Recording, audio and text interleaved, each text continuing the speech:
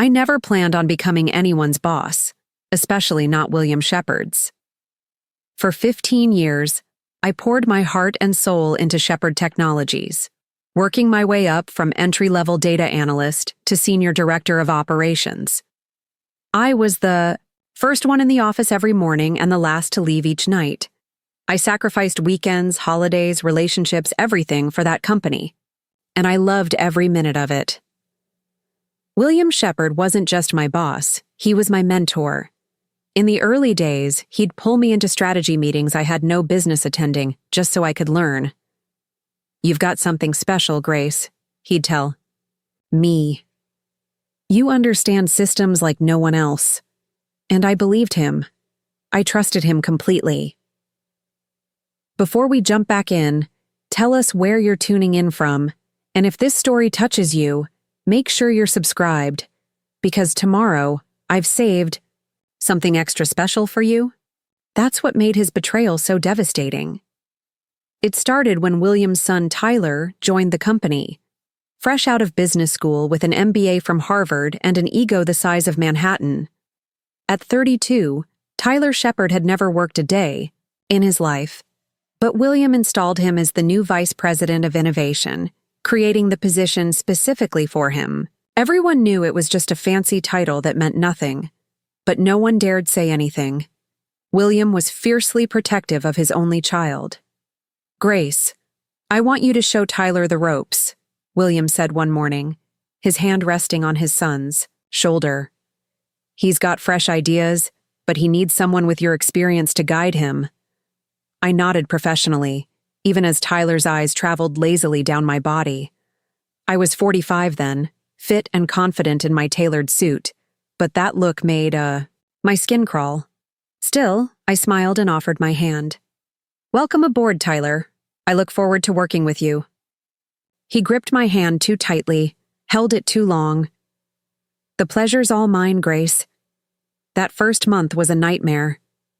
Tyler would call me at all hours with questions he could have easily answered himself. He'd show up at my office, perch on the edge of my desk, and loom over me while I worked. He'd find excuses to touch my shoulder, my arm, my back, always hovering, always pushing boundaries. "You know, Grace," he said one evening when we were alone in the conference room reviewing quarterly projections, "I've always had a thing for older women. They know what they want." I set down my pen deliberately, meeting his gaze. "What I want, Tyler, is to finish this work so I can go home. I'd appreciate it if you could keep our relationship professional." His smile never wavered. "Don't be like that.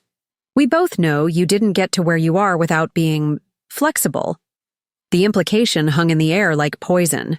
For a split second, I considered throwing my coffee in his face. Instead, I gathered my files and stood. "I've earned every promotion through hard work and results. If you're interested in learning how to do the same, I'll be happy to mentor you. Otherwise, I'll see you at tomorrow's meeting." I walked out with my head high, but my hands were shaking. It only got worse from there. Tyler began undermining me in meetings, dismissing my ideas, taking credit for my work. He started spreading rumors that I was difficult, uncooperative, resistant to innovation, that I felt threatened by his new ideas. Then came the campaign of humiliation. He'd interrupt my presentations with patronizing clarifications. He'd ask if I needed technical concepts explained in simpler terms. He'd send emails questioning my decisions and copy the entire executive team. I documented everything meticulously. Every inappropriate comment, every undermining action, every stolen idea. After 2 months of this treatment, I requested a private meeting with William. "I value Tyler's enthusiasm," I said carefully, "but I'm concerned about some of his behavior." I outlined the issues as diplomatically as possible, focusing on how they affected team dynamics and company performance rather than my personal discomfort. William listened, his face impassive. When I finished, he sighed and leaned back in his chair. "Grace, I think you're misinterpreting things. Tyler's just eager to prove himself. He speaks very highly of you, actually. Says you've been incredible, if a bit resistant to his fresh perspectives. William, with all due respect, that's not what's happening here. I think it is. His tone hardened slightly. Change is difficult, especially at your stage in your career. But Shepherd Technologies needs to evolve, and Tyler represents our future. I need you to embrace that. My stage in my career. As if I were some dinosaur on the verge of extinction, not the woman who had helped build his company from the ground up. I understand change, I replied, keeping my voice steady. What I don't understand is being disrespected and undermined after 15 years of loyal service. No one's undermining you, Grace. He smiled, but it didn't reach his eyes. Why don't you take a couple of days off? Clear your head. When you come back, I'm sure you'll see things differently. I didn't take those days. Instead, I worked harder, determined to prove my value through results. 2 weeks later, our team landed the Morrison account, a $50 million deal I'd been cultivating for over a year. It should have been my crowning achievement. The celebration was held in the main conference room. Champagne flowed, executives patted each other on the back. I stood near the window, watching as William raised his glass. A toast, he announced, to the brilliant work of my son, Tyler, whose innovative approach sealed the deal with Morrison. This account will transform our company, and we have Tyler's fresh thinking to thank for it. The room erupted in applause while I stood frozen in disbelief. Tyler hadn't even attended the final meeting. He'd been golfing with his college friends while I closed the deal over a 7-hour negotiation. Tyler caught my eye across the room and raised his glass to me, a smirk playing at his lips. In that moment, I saw the truth with perfect clarity. No matter how hard I worked, no matter what I achieved, I would always be expendable. William would always choose his son over me, over truth, over fairness. I should have left then. Should have walked away with my dignity intact. Instead, I made the mistake of trying one more time to make William see reason. The next morning, I knocked on his office door with a detailed presentation of my contributions to the Morrison deal. Emails, meeting notes, client feedback, all meticulously documented. I'm not trying to take anything away from Tyler, I said after walking him through the evidence. I just need you to understand that this was a team effort and my contribution was significant. William didn't even look at the documents. Grace, this is beneath you. Are you really so insecure that you need to diminish my son's achievement? I expected better. This isn't about insecurity, I insisted. It's about recognition for work I've done, and it's about your resentment of Tyler. William's voice turned cold. He warned me you might react this way. Said you've been hostile since day one, threatened by someone younger with fresher ideas. I defended you, but now I'm seeing what he meant. The injustice of it burned like acid. That's not true. William, you know me better than that. I thought I did. He sighed heavily. Look, Grace, maybe it's time for you to consider whether Shepherd Technologies is still the right place for you. Things are changing. We need people who can adapt, who can support our new direction. Our new direction being nepotism and workplace. Harassment. The words escaped before I could stop them. William's face darkened. That's enough. I won't sit here and listen to you attack my son because you're struggling to remain relevant. Relevant. There it was again. That implication that I was outdated, a relic, at 45. I've given this company 15 years of my life, I said quietly. I've made sacrifices you can't even imagine. All I'm asking for is basic professional respect. And all I'm asking is for you to be a team player. William stood, signaling the conversation was over. Take the weekend to think about whether you can do that. I left his office with my back straight and my mind reeling. Over the weekend, I did think about my options, my future, my worth. I decided I would start looking for another position, somewhere my experience would be valued.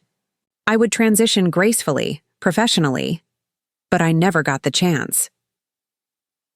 Monday morning, I arrived at work to find my key card deactivated. When security finally let me in, Patricia from HR was waiting at my office, a cardboard box in her arms.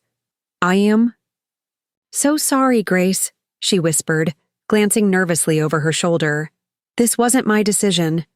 Inside the box were my personal effects, the photos of my parents, my degree, the plant I'd kept alive for a decade. My company laptop was already gone. On top of everything sat an envelope with my name printed in William's distinctive handwriting. The letter inside was brief and coldly formal. My position had been eliminated as part of a strategic restructuring. I would receive 2 months severance, contingent upon signing a non-disclosure agreement. I was to leave the premises immediately. 15 years of loyalty ended with a form letter and a cardboard box. I signed the NDA. I took the severance.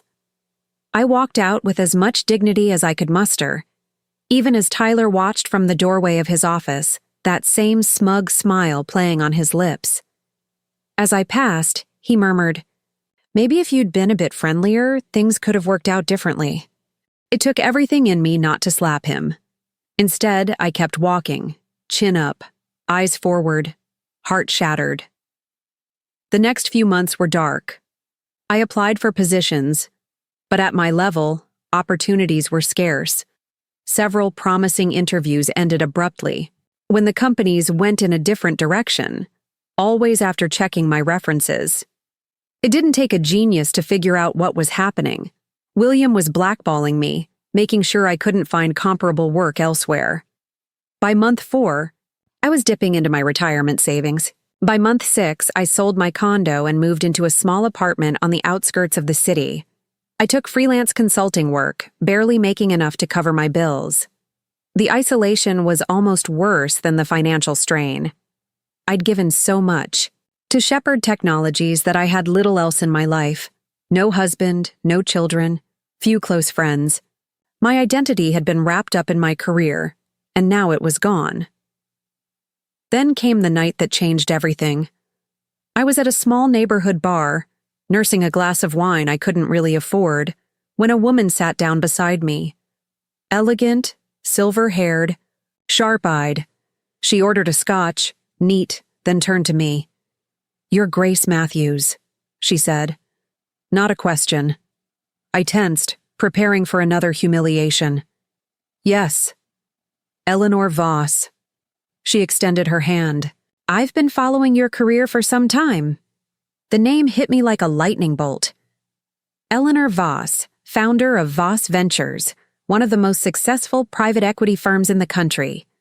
A legend in the business world, known for her ruthless intelligence and impeccable instincts.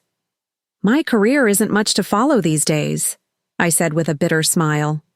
"On the contrary," Eleanor sipped her scotch. "I find your current situation quite illuminating. William Shepherd always was a short-sighted fool." I glanced around nervously. "I signed an NDA. I can't discuss my former employment." "I'm not asking you to. I already know what happened." She waved dismissively. "What interests me is what you plan to do about it." "Do?" I laughed hollowly. "What can I do? He's made sure I can't work in this industry again." Eleanor studied me, her gaze penetrating. "That's not the response I expected from the woman who increased Shepherd's market share by 32% in 5 years. The woman who pioneered their Asian expansion. The woman who closed the Morrison deal single-handedly." I stared at her, wondering how she knew all this. "I make it my business to know things, Grace." She leaned closer. "Just as I know that William Shepherd's company is in trouble, serious trouble." "What do you mean?" "Tyler's innovative approaches have driven away 3 major clients in the past 4 months. Their stock has dropped 18%. There are rumors of layoffs." She smiled thinly. "Turns out business acumen isn't hereditary." A small, shameful part of me felt vindicated, but mostly, I felt sad for the employees. Good people who would suffer because of William's blind spot where his son was concerned. "That's unfortunate," I said carefully. but I don't see what it has to do with me. Eleanor finished her scotch and set the glass down with a decisive click. Shepherd Technologies is coming up for sale. Not publicly, not yet, but William is quietly seeking buyers before things deteriorate further. My heart raced. And you're interested?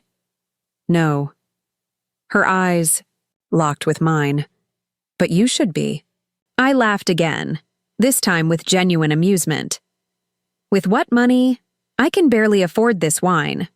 Eleanor didn't smile. I've reviewed your work, Grace. Your strategies. Your innovations. The real ones, not the watered-down versions Shepherd implemented. You understand systems in a way few people do. You see connections others miss. You're wasted working for people like William Shepherd. Thank you for the compliment, but it's not a compliment. It's an assessment. She pulled a business card from her purse and placed it before me. I'm prepared to back you, financially, strategically, however you need. You acquire Shepherd Technologies, you run it properly, and we both profit. I stared at the card, my mind spinning. That's impossible. Is it? Eleanor stood, dropping cash on the bar to cover both our drinks. William is desperate. The company's value has plummeted. He'll take a reasonable offer from a private buyer, especially one who signs an NDA and agrees to keep the sale quiet until after the new quarter starts. She buttoned her coat. Think about it. Call me when you're ready to discuss details. She walked out, leaving me stunned. I sat there for an hour, turning the card over in my hands, my thoughts racing. It was absurd, impossible. The kind of revenge fantasy you dream about but never actually pursue. And yet, I knew Shepherd Technologies inside and out.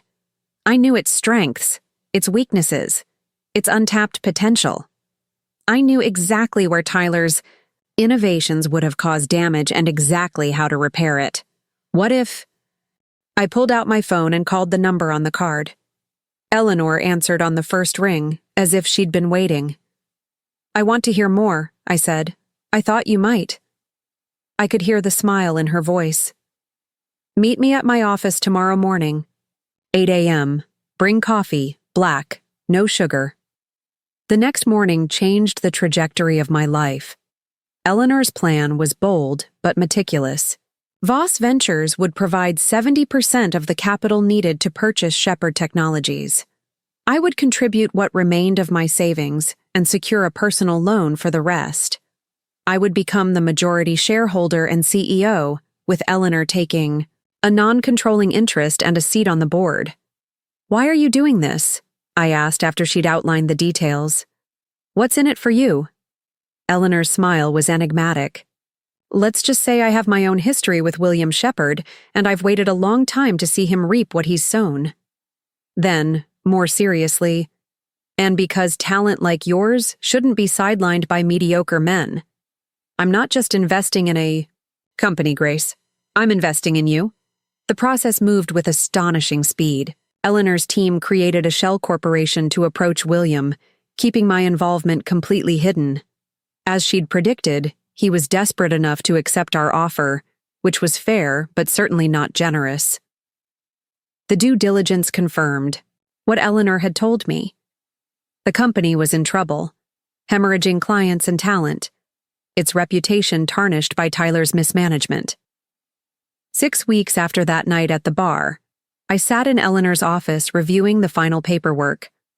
Tomorrow, I would officially own Shepherd Technologies. Are you ready? Eleanor asked, watching me closely. Was I? This wasn't just about revenge, though I couldn't deny the satisfaction I felt. This was about redemption, about proving my worth, about building something meaningful from the ashes of betrayal. Yes, I said, signing the last document with a steady hand. I'm ready. Eleanor nodded approvingly. There's one more thing you should know. She slid a folder across the desk. William insisted on one condition for the sale. I opened the folder and scanned the document inside, my breath catching. As part of the purchase agreement, William had required that the new owner retain Tyler Shepard in his executive position for a minimum of 1 year. I looked up at Eleanor, who was watching me with amusement dancing in her eyes. "He wants to make sure his precious boy is taken care of," she said. "William has no idea who's buying the company. He thinks he's protected Tyler's future." I stared at the document, emotion surging through me. Anger, vindication, and something else. Something that felt dangerously like anticipation. "So," Eleanor said softly, "what are you going to do about Tyler Shepard?" I closed the folder slowly, a plan already forming in my mind. "I'm going to be the best boss he's ever had. Tomorrow would be my first day as CEO of Shepard Technologies, and Tyler's first day working for me. I chose to wear red on my first day as CEO, a tailored crimson suit that radiated power and confidence." As the elevator ascended to the executive floor of what was now my company, I mentally rehearsed the speech I'd prepared for the all-hands meeting. Eleanor had advised announcing the ownership change immediately, ripping off the bandage instead of letting rumors fester. "Remember," she'd said during our breakfast strategy session, "you're not there for revenge. You're there to save a company. Let that guide your decisions, even with Tyler." The elevator doors opened and I stepped out to find Patricia from HR waiting anxiously, clipboard clutched to her chest. "Ms. Matthews." She looked stunned despite having been informed of my arrival. "I mean, should I call you Ms. Matthews or—" "Grace is fine, Patricia." I smiled genuinely. She had always been kind, even when delivering my termination papers. "Is everything set for the all-hands meeting at 10?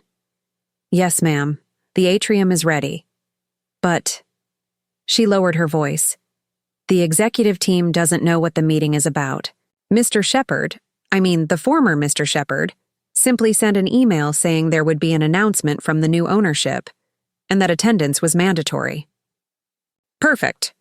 Let's keep it that way." I glanced toward what had been William's office, my office now. "Is the team in the conference room?" "Yes, they're waiting." She hesitated. "Tyler is there too. He's been telling everyone that his father sold to a silent investor, but that he'll be running things day to day." Of course he was. I suppressed a smile. "Thank you, Patricia. I'll take it from here." The executive conference room fell silent the moment I walked in. 8 faces turned toward me, expressions ranging from shock to confusion to outright hostility. Tyler, seated at the head of the table where his father used to sit, was the last to notice my entrance, busy scrolling through his phone. When he finally looked up, the color drained from his face. "What is she doing here?" he demanded, jumping to his feet. I moved calmly to the front of the room. "Good morning, everyone. For those who don't know me, I'm Grace Matthews, as of 9 a.m. this morning. I am the new CEO and majority owner of Shepard Technologies." The announcement landed like a bomb. Several executives exchanged glances. Marion from marketing actually gasped. Tyler's face had turned an alarming shade of purple. "That's impossible," he sputtered. "My father would never—" "Your father made a business decision," I interrupted smoothly. "Shepard Technologies needed new leadership, and I provided an attractive exit opportunity. The paperwork was finalized yesterday." I gestured to the empty chair beside Marcus, our CFO. "Please take your seat, Tyler. We have a lot to cover before the company-wide announcement." "I don't believe this," Tyler hissed. "This is some kind of sick joke." Marcus cleared his throat. "It's true, Tyler. I was involved in the final stages of the transaction. Ms. Matthews is now the majority shareholder and CEO." Tyler remained standing, fists clenched at his sides. "My father promised me—" "Your father ensured you would retain your position," I cut in, my voice firm but professional. "As per our agreement, you will continue as Vice President of Innovation for a minimum of 1 year. Now, please sit down so we can proceed." The room was so quiet you could hear the air conditioning hum. Tyler seemed caught between rage and disbelief. uncertain which emotion to lean into. Finally, he dropped heavily into the chair beside Marcus, as far from me as he could get. "Thank you," I said, addressing the entire room. "I understand this is unexpected. Change always is, but I believe in this company's potential, which is why I've invested in its future." I made eye contact with each executive in turn, including Tyler. Some of you know me from my previous time here. Some don't. But I want to make one thing clear. I'm here to stabilize this ship and set it back on course for growth. For the next 30 minutes, I outlined my immediate priorities, retaining key clients, especially those who had been wavering since Tyler's innovations had disrupted service quality, evaluating our product roadmap for strategic alignment, and rebuilding team morale after the recent turmoil. Most of the executives engaged cautiously but constructively. They knew the company had been struggling. They'd seen the numbers. Only Tyler remained silent, arms crossed, radiating hostility from the far end of the table. "Any questions before we address the company?" I asked as I concluded the executive briefing. Marion raised her hand tentatively. "What about the Dawson account? They've been threatening to pull their business since the latest software update." Tyler immediately jumped in. "The Dawson account is fine. I spoke with Jim last week. He's completely on board with the changes."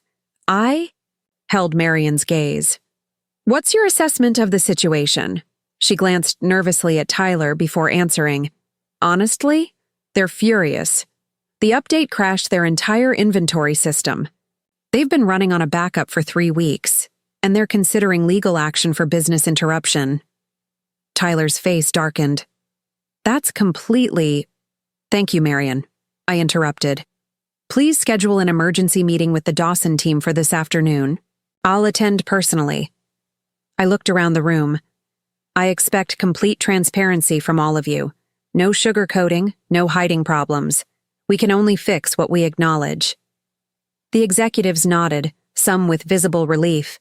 They'd been operating in a culture of fear and facade, where bringing problems to light was seen as failure rather than an opportunity to improve. "Now," I said, glancing at my watch, "it's time to introduce myself to the rest of the company. I would appreciate the executive team standing with me as a show of unity." They filed out of the conference room, Tyler lagging behind. As he passed me, he stopped, his voice low enough that only I could hear. "Enjoy it while it lasts," he hissed. "You have no idea what you've gotten yourself into." I met his gaze calmly. "On the contrary, Tyler, I know exactly what I'm doing. I look forward to working with you, assuming you can meet the performance expectations I'll be setting." His eyes narrowed. "My father will hear about this." "I'm sure he will," I replied evenly. "In fact, I'm having dinner with him tonight to discuss the transition. Shall I give him your regards?" I didn't wait for his response, simply walked past him toward the atrium where hundreds of employees were gathering, uncertain of their future. They deserved a leader who would be honest with them, who would value their contributions, who would put the company's health above personal ego. The all-hands meeting went better than I could have hoped. I was direct about the challenges we faced but optimistic about our path forward. I promised transparency, respect, and a merit-based culture. When I opened the floor for questions, they came fast and fearless, about job security, about our strategic direction, about what had gone wrong and how we would fix it. I answered each one honestly, even when the truth was uncomfortable. By the end, I could feel a tentative hope rippling through the crowd. These people hadn't given up on Shepherd Technologies. They'd just been waiting for leadership worthy of their loyalty. As the meeting dispersed, I caught sight of Tyler slipping away, phone pressed to his ear. No doubt calling his father to complain. Let him. William had no power here anymore. The rest of that first day passed in a blur of meetings, each one revealing a new crisis needing attention. The company was in worse shape than even Eleanor's due diligence had uncovered. Client relationships had deteriorated, key talent had been leaving in droves, and morale was at rock bottom. Tyler's innovations had been implemented without proper testing, creating cascading failures throughout our systems. By the time I sat down for dinner with William Shepard that evening, I had a much clearer picture of the mess I'd inherited and the challenge ahead. William was waiting at our usual table at Adeline's, the upscale restaurant where we'd celebrated countless company milestones. He looked older, tired in a way I hadn't noticed before. When he saw me approach, his expression cycled rapidly from surprise to anger to resignation. "So it was you all along," he said, as I sat down across from him. "I should have known." "Hello, William." I signaled the waiter for a glass of wine. "Thank you for meeting me." "Did I have a choice? You own my company now." "Your former company," I corrected gently. "And yes, you had a choice. You always have choices. Just as you chose to fire me without cause after 15 years of loyal service." He had the grace to look uncomfortable. Business decisions are rarely personal, Grace. And yet the consequences always are. I met his gaze steadily. "But I didn't ask you here to rehash the past. We need to discuss the transition." William's shoulders slumped slightly. "Tyler called me. He's quite upset." "I imagine he is. Change is difficult, especially when it disrupts one's sense of entitlement. He's my son, Grace, my only child. I was trying to secure his future." I took a sip of wine, considering my words carefully. "I understand that instinct. But you didn't do him any favors. The company is in serious trouble, largely due to his mismanagement and your unwillingness to hold him accountable." William started to protest, but I raised a hand to stop him. "I've honored our agreement. Tyler will remain in his position for 1 year as stipulated, but he will be held to the same performance standards as every other executive. No special treatment, no exceptions. He says you'll fire him the moment you can find a way around the contract." "I have no intention of breaking our agreement." I leaned forward. "But I won't lie to you, William. If Tyler can't or won't do the job properly, he'll be moved to a role where he can't cause further damage until his contract expires." William frowned, swirling the scotch in his glass. "What exactly do you want from me?" "Your cooperation. A clean break. No undermining me with clients or industry contacts. No encouraging Tyler's worst instincts." I pulled a folder from my bag and slid it across the table. "And your signature on these final transition documents." He glanced at the folder, but didn't open it. "And if I refuse?" "You won't," I said simply. "Because despite everything, I know you care about the company you built. You want it to succeed, even if you're no longer at the helm.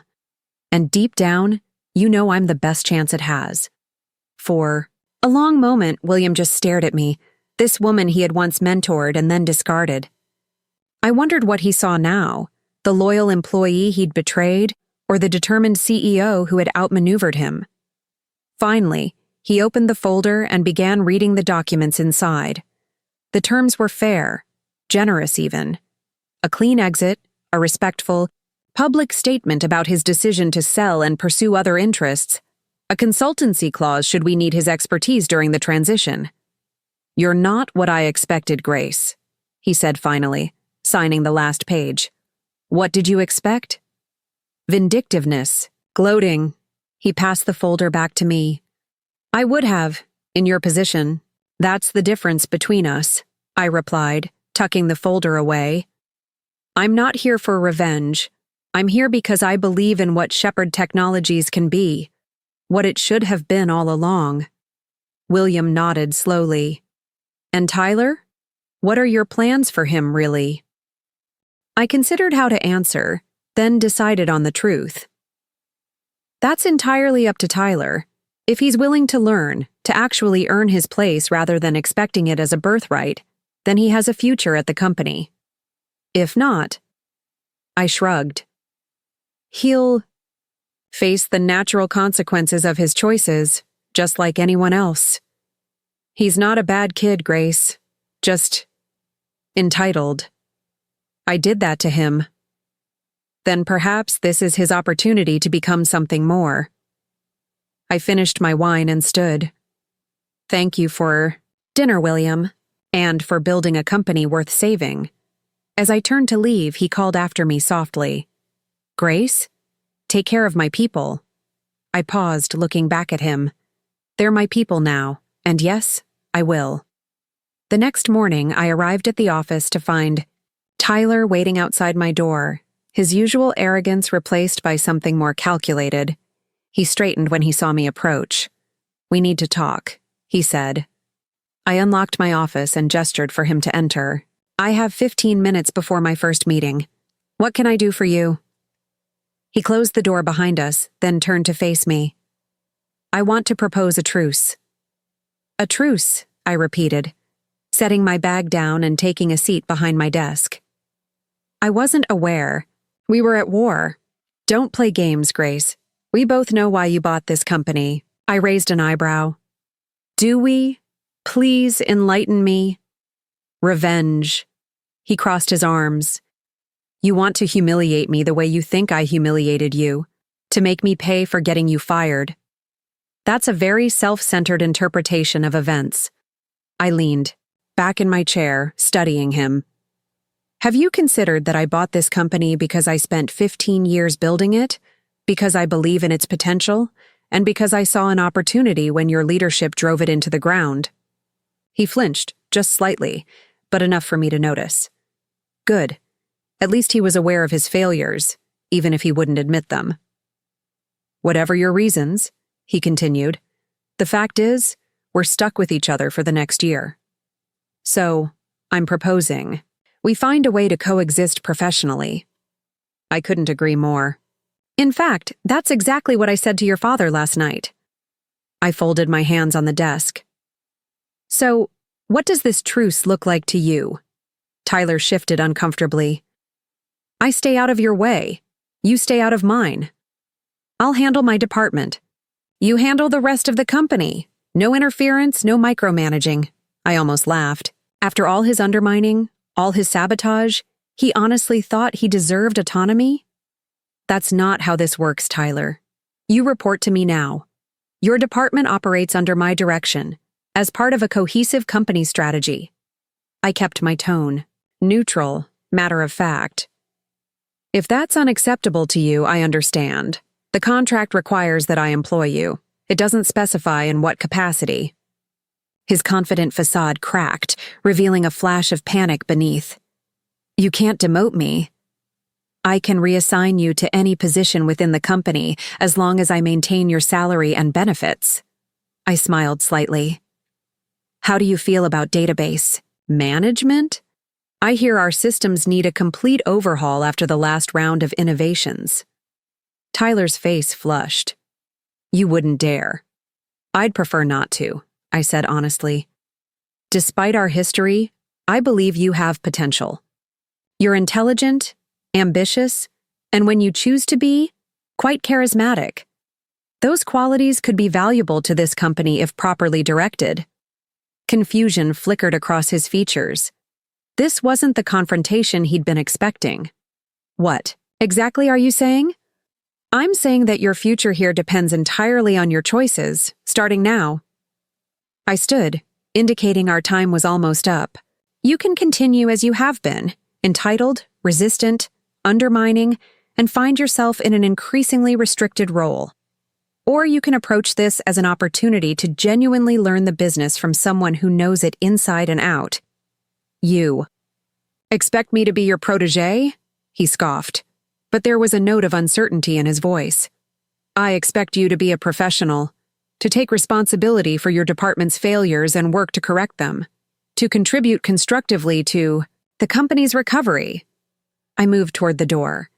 The choice is yours, Tyler, but I suggest you make it quickly. We have a lot of damage to repair, and I won't wait long for you to decide which side of that effort you want to be on. As I opened the door, he remained standing in the middle of my office, his expression caught between defiance and confusion. He had expected me to fire him, to humiliate him, to seek petty revenge, My offer of a legitimate chance had completely upended his narrative. Think about it, I said. My first executive leadership meeting is tomorrow morning at 8. Your attendance will tell me everything I need to know about your decision. I left him there, heading to my meeting with the Dawson account team. We had a client to save, a company to rebuild, and a point to prove. Not just to Tyler, but to everyone who had ever underestimated me. This was day 2.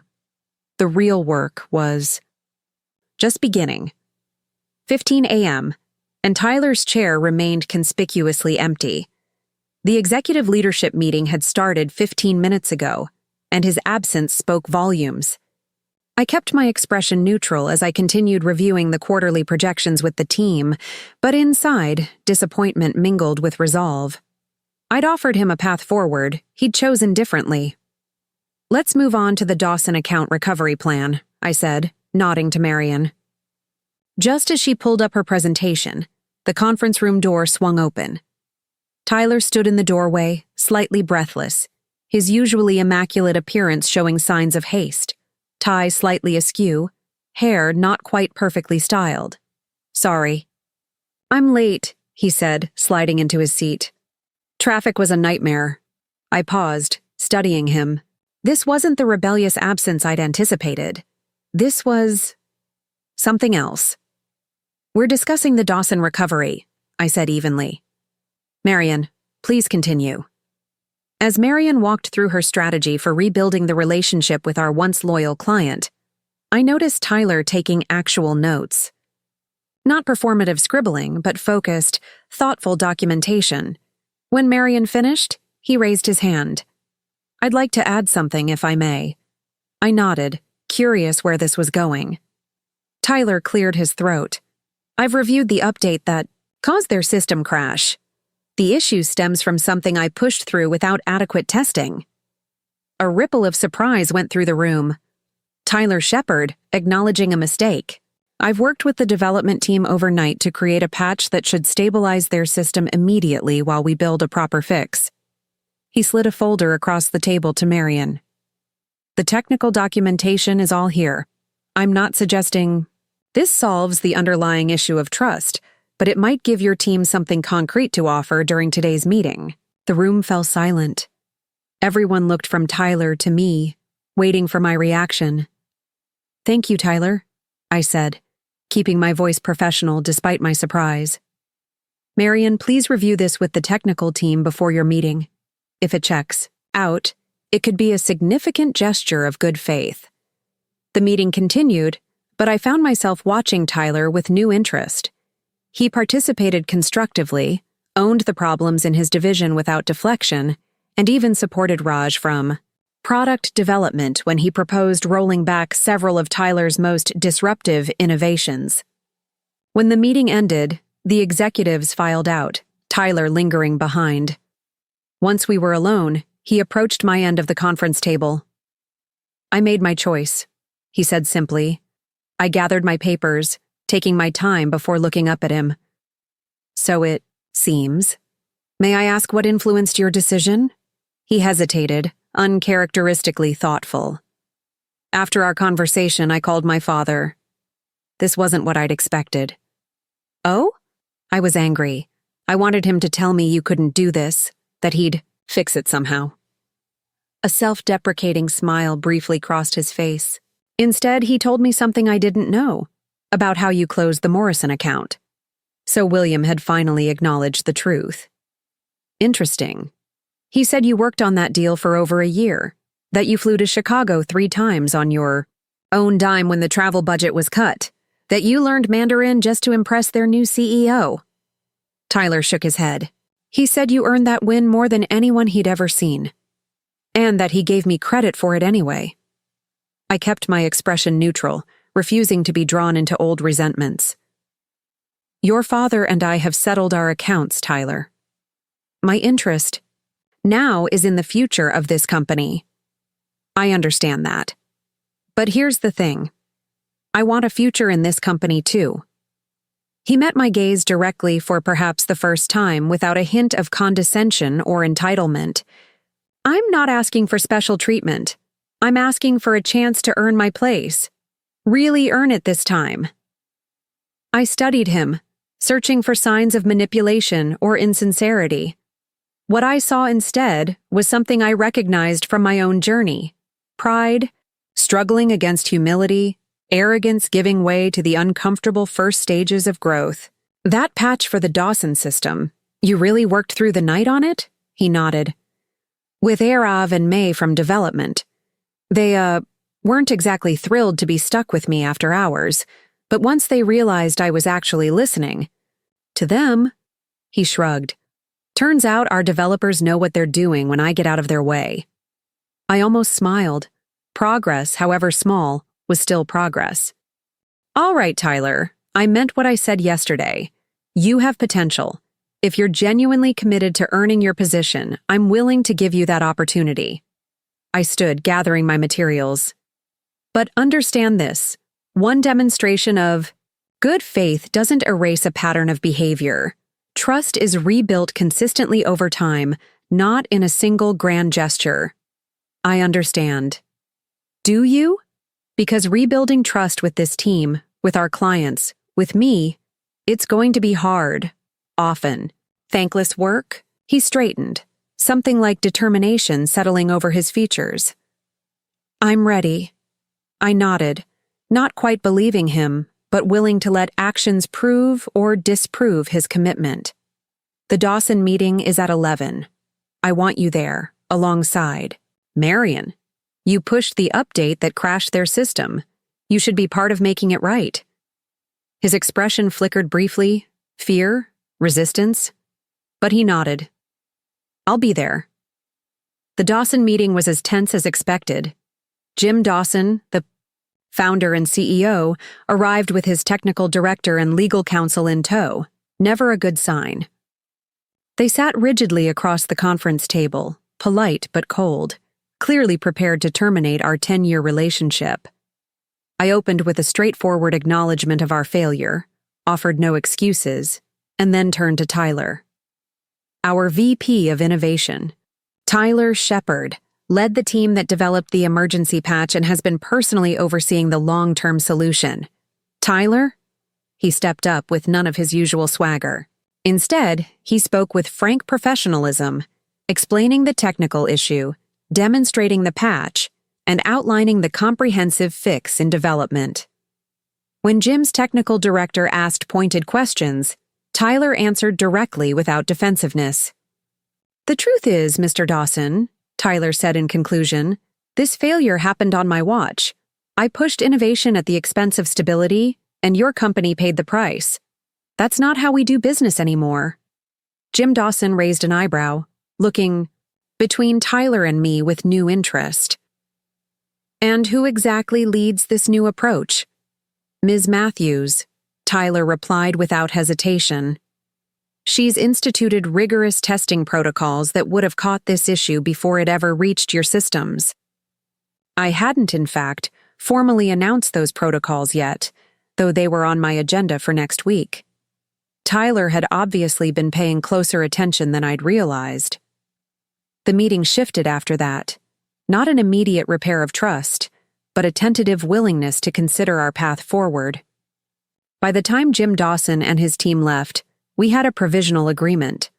They would implement our patch, assess its effectiveness over 2 weeks, and, if satisfied, discuss continuing our relationship under revised terms. As we walked back to the elevator bank, I glanced at Tyler. That was well handled. A flash of his old confidence returned, but tempered now by something more substantial. The old Tyler would have blamed the development team, invented some excuse about unprecedented usage patterns, anything but take responsibility. And what changed? He considered the question as we stepped into the elevator. I watched my father lose a company he spent 30 years building because he couldn't admit when he was wrong. I don't want that to be my legacy, too. The doors closed, leaving us alone in the small space. Besides, he added quietly, I'm tired of being the person everyone tolerates but no one respects. It was perhaps the most honest thing I'd ever heard, Him say. The next 3 weeks unfolded in a similar pattern. Tyler showing up early, staying late, diving into the problems his previous decisions had created, and working tirelessly to solve them. The executive team remained wary, but as results began to materialize, Dawson recommitting to a 2-year contract, the system stabilizing, client complaints decreasing, their skepticism slowly gave way to cautious acceptance. Not that it was all smooth sailing. Tyler's deeply ingrained entitlement surfaced regularly, in his impatience with process, his instinct to override rather than collaborate, his struggle to accept feedback from those he still subconsciously viewed as beneath him. But each time, he caught himself, sometimes with a gentle reminder from me, sometimes on his own. 1 month into our new arrangement, I called Tyler into my office for his first formal performance review. "You've exceeded my initial expectations," I began, reviewing the detailed evaluation I'd prepared. "The Dawson recovery was particularly well executed. Your willingness to acknowledge mistakes and work with the team to correct them has been noted by several department heads." Tyler nodded, accepting the praise without his former smugness. "That said," I continued, "there are still significant areas for improvement." I outlined them methodically. His tendency to work around established processes, his impatience with necessary administrative tasks, his still developing skills in true collaboration. "Your technical instincts are often sound," I concluded, "but your implementation approach remains problematic. Innovation isn't just about having ideas, it's about bringing people along with you, ensuring sustainability, and anticipating downstream impacts." I expected resistance, perhaps even a flash of the old resentful Tyler. Instead, he leaned forward, focused intently on my feedback. "How do I improve on that specifically?" he asked. "The people part, I mean. It doesn't come naturally to me the way the technical side does." I blinked, momentarily caught off guard by his genuine desire to learn. "Start by spending more time, listening than talking. Seek input at the beginning of projects, not after key decisions are made. And recognize that expertise exists throughout the organization, not just in the executive offices." He nodded, making notes. "May I be transparent? About something? Please. I still struggle with taking direction from you." He looked up, meeting my eyes directly. "Not because you're a woman, or because of our history, but because it's humbling. You're better at this than I am. Much better. And admitting that is difficult." His candor surprised me. "Humility is an acquired skill, Tyler. One your father never mastered, and frankly, one I had to learn the hard way myself." "How did you learn it?" I considered the question, reflecting on my own journey. "By failing. By being wrong and having to face it. By recognizing that my perspective, no matter how convinced I was of its correctness, was just one perspective among many." I smiled slightly. "It's a lifelong practice, not a destination." He absorbed this, then asked the question I sensed had been brewing for weeks. "Why did you keep me on? Really? You could have found a way around the contract, buried me in some meaningless role. Why give me an actual chance?" The truth was, I'd asked myself the same question many times over the past month. Initially, because I wanted to prove something, to you, to your father, maybe even to myself. I set down my pen, abandoning the formal review structure. But now, because talent shouldn't be wasted, even when it comes in a package as initially unlikable as yours. He laughed, a genuine sound without bitterness. "Fair enough. This company needs innovation, Tyler. Real innovation. Not just disruption for its own sake. If you can channel your abilities in service of that goal, you have a place, here. A meaningful one." Our conversation was interrupted by a knock at the door. Patricia entered, her expression tense. "Sorry to interrupt, but there's an urgent situation. Eleanor Voss is here. She's called an emergency board meeting for 4 o'clock today." My stomach tightened. Eleanor had been largely hands-off since the acquisition, trusting me to implement my recovery plan without interference. An unscheduled board appearance was concerning. Did she indicate the purpose? I asked, already reaching for my phone to check for missed messages. No, but she's brought her legal team. Patricia glanced nervously at Tyler, clearly uncertain whether to speak freely in front of him. It's all right, Patricia. Thank you for letting me know. Please confirm the conference room is available and notify the other board members. After she left, Tyler stood. I should go. Wait. A thought occurred to me. How well do you know Eleanor Voss? We've met at industry events. She and my father have history. What kind of history? Tyler shifted uncomfortably. I don't know the details, just that they were business partners once decades ago. It ended badly. My father never talks about it. This was new information and potentially significant. I'd assumed Eleanor's interest in helping me acquire Shepherd Technologies stemmed primarily from seeing an investment opportunity and perhaps a general dislike of William. But a former partnership gone sour suggested deeper currents. I'd like you to attend the board meeting with me, I decided. His eyebrows rose in surprise. Are you sure that's appropriate? I'm not a board member.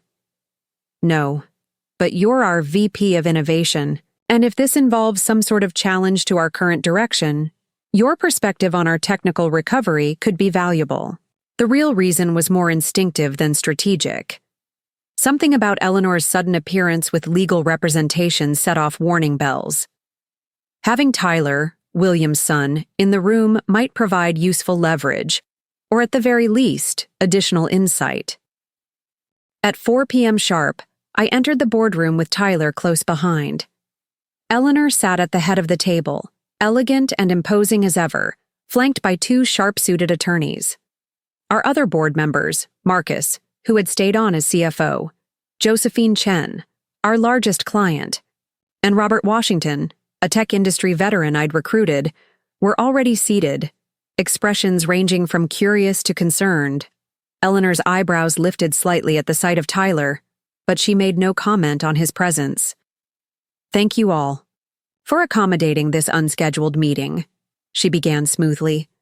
I apologize for the short notice, but circumstances have developed that require immediate attention. She nodded to one of her attorneys, who distributed folders to each person at the table, including Tyler. What's this about, Eleanor? I asked, not opening my folder yet. We've received an acquisition offer for Shepherd Technologies. She tapped, her manicured nails on the polished table surface. A very generous one, from Meridian Global. Meridian Global, one of our largest competitors, known for acquiring smaller tech companies, stripping them for parts, and eliminating the competition. My blood ran cold. We're not selling, I said immediately. Eleanor's smile didn't reach her eyes. That's not entirely your decision, Grace. As you know, while you hold majority voting shares, significant transactions require board approval. I glanced at the other board members.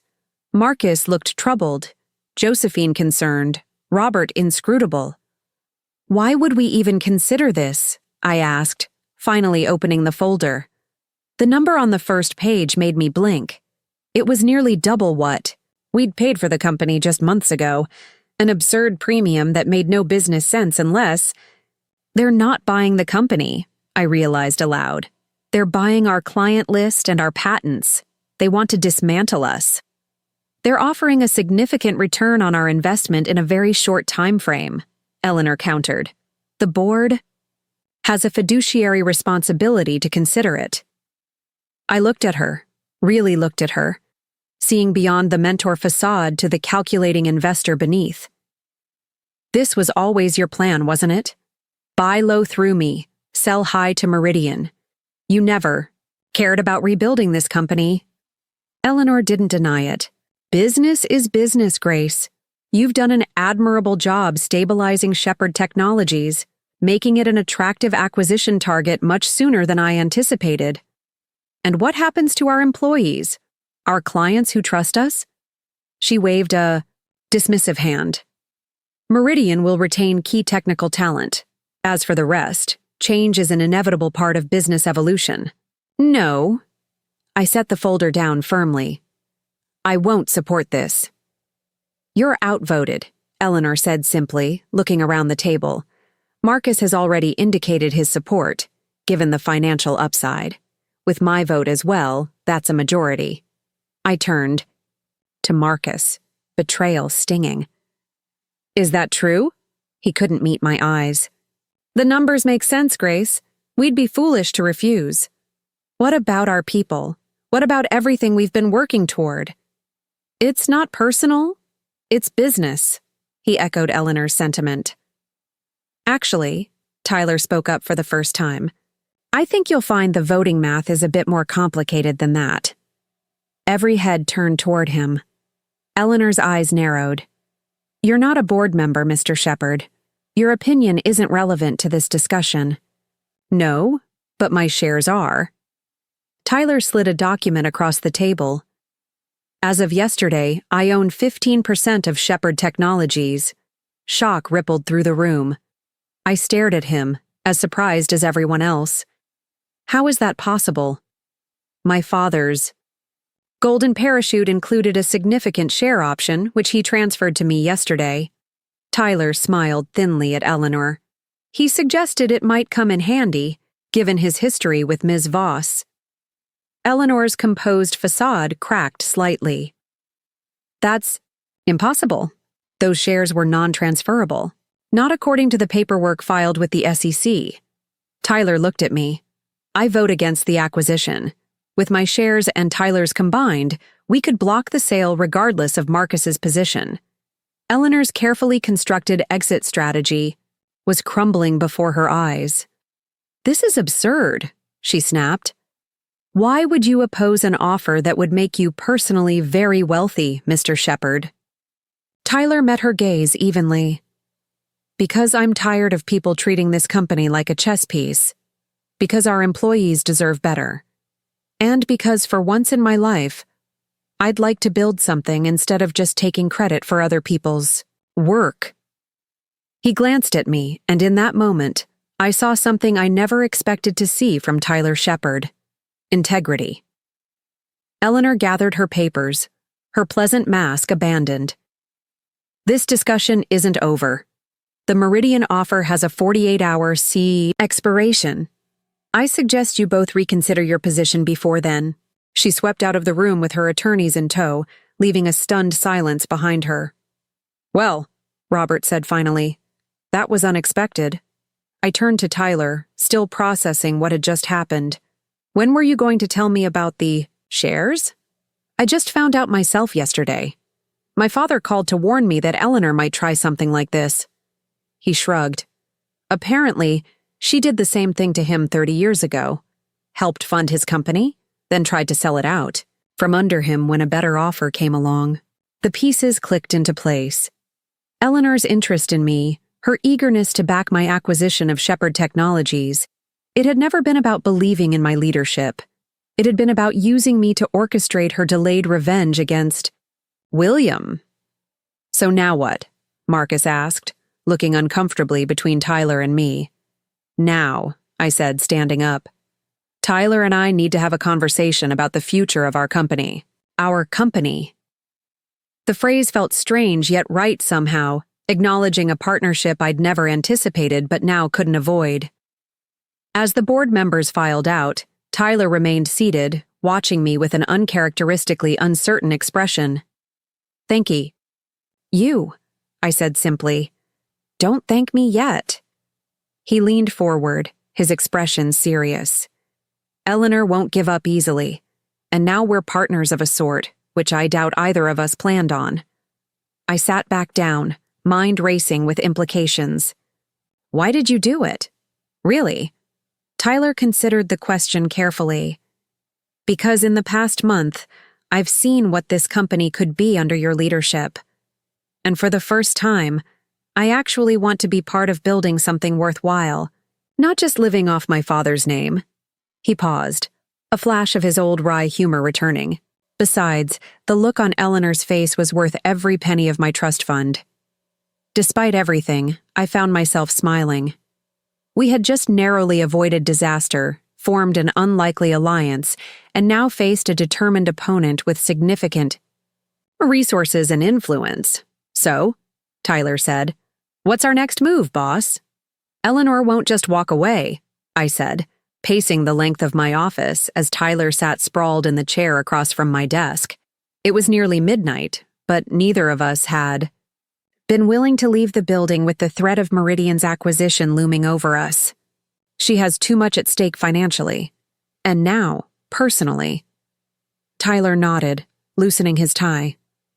"My father says she holds grudges like other people collect art, meticulously, expensively, and forever. She's been waiting 30 years to exact her revenge on him. This is just the opening move." I paused by the window, gazing out at the city lights. What exactly happened between them? The complete version, not the sanitized one. Tyler sighed, running a hand through his hair. They were business partners in the early days, co-founders of what would have been the predecessor to Shepherd Technologies. They had complementary skills. She had the money and connections. He had the technical vision. But according to my father, Eleanor wanted to sell to a larger company almost immediately, cash out for a quick profit. He refused, believing they were building something with long-term potential. "So they reached an impasse," I prompted. "More than that. My father claims she sabotaged a major client presentation, deliberately tanking their chances at a breakthrough contract to force his hand. When that didn't work, she allegedly leaked proprietary code to a competitor." Tyler's expression darkened. My father had to start over from scratch.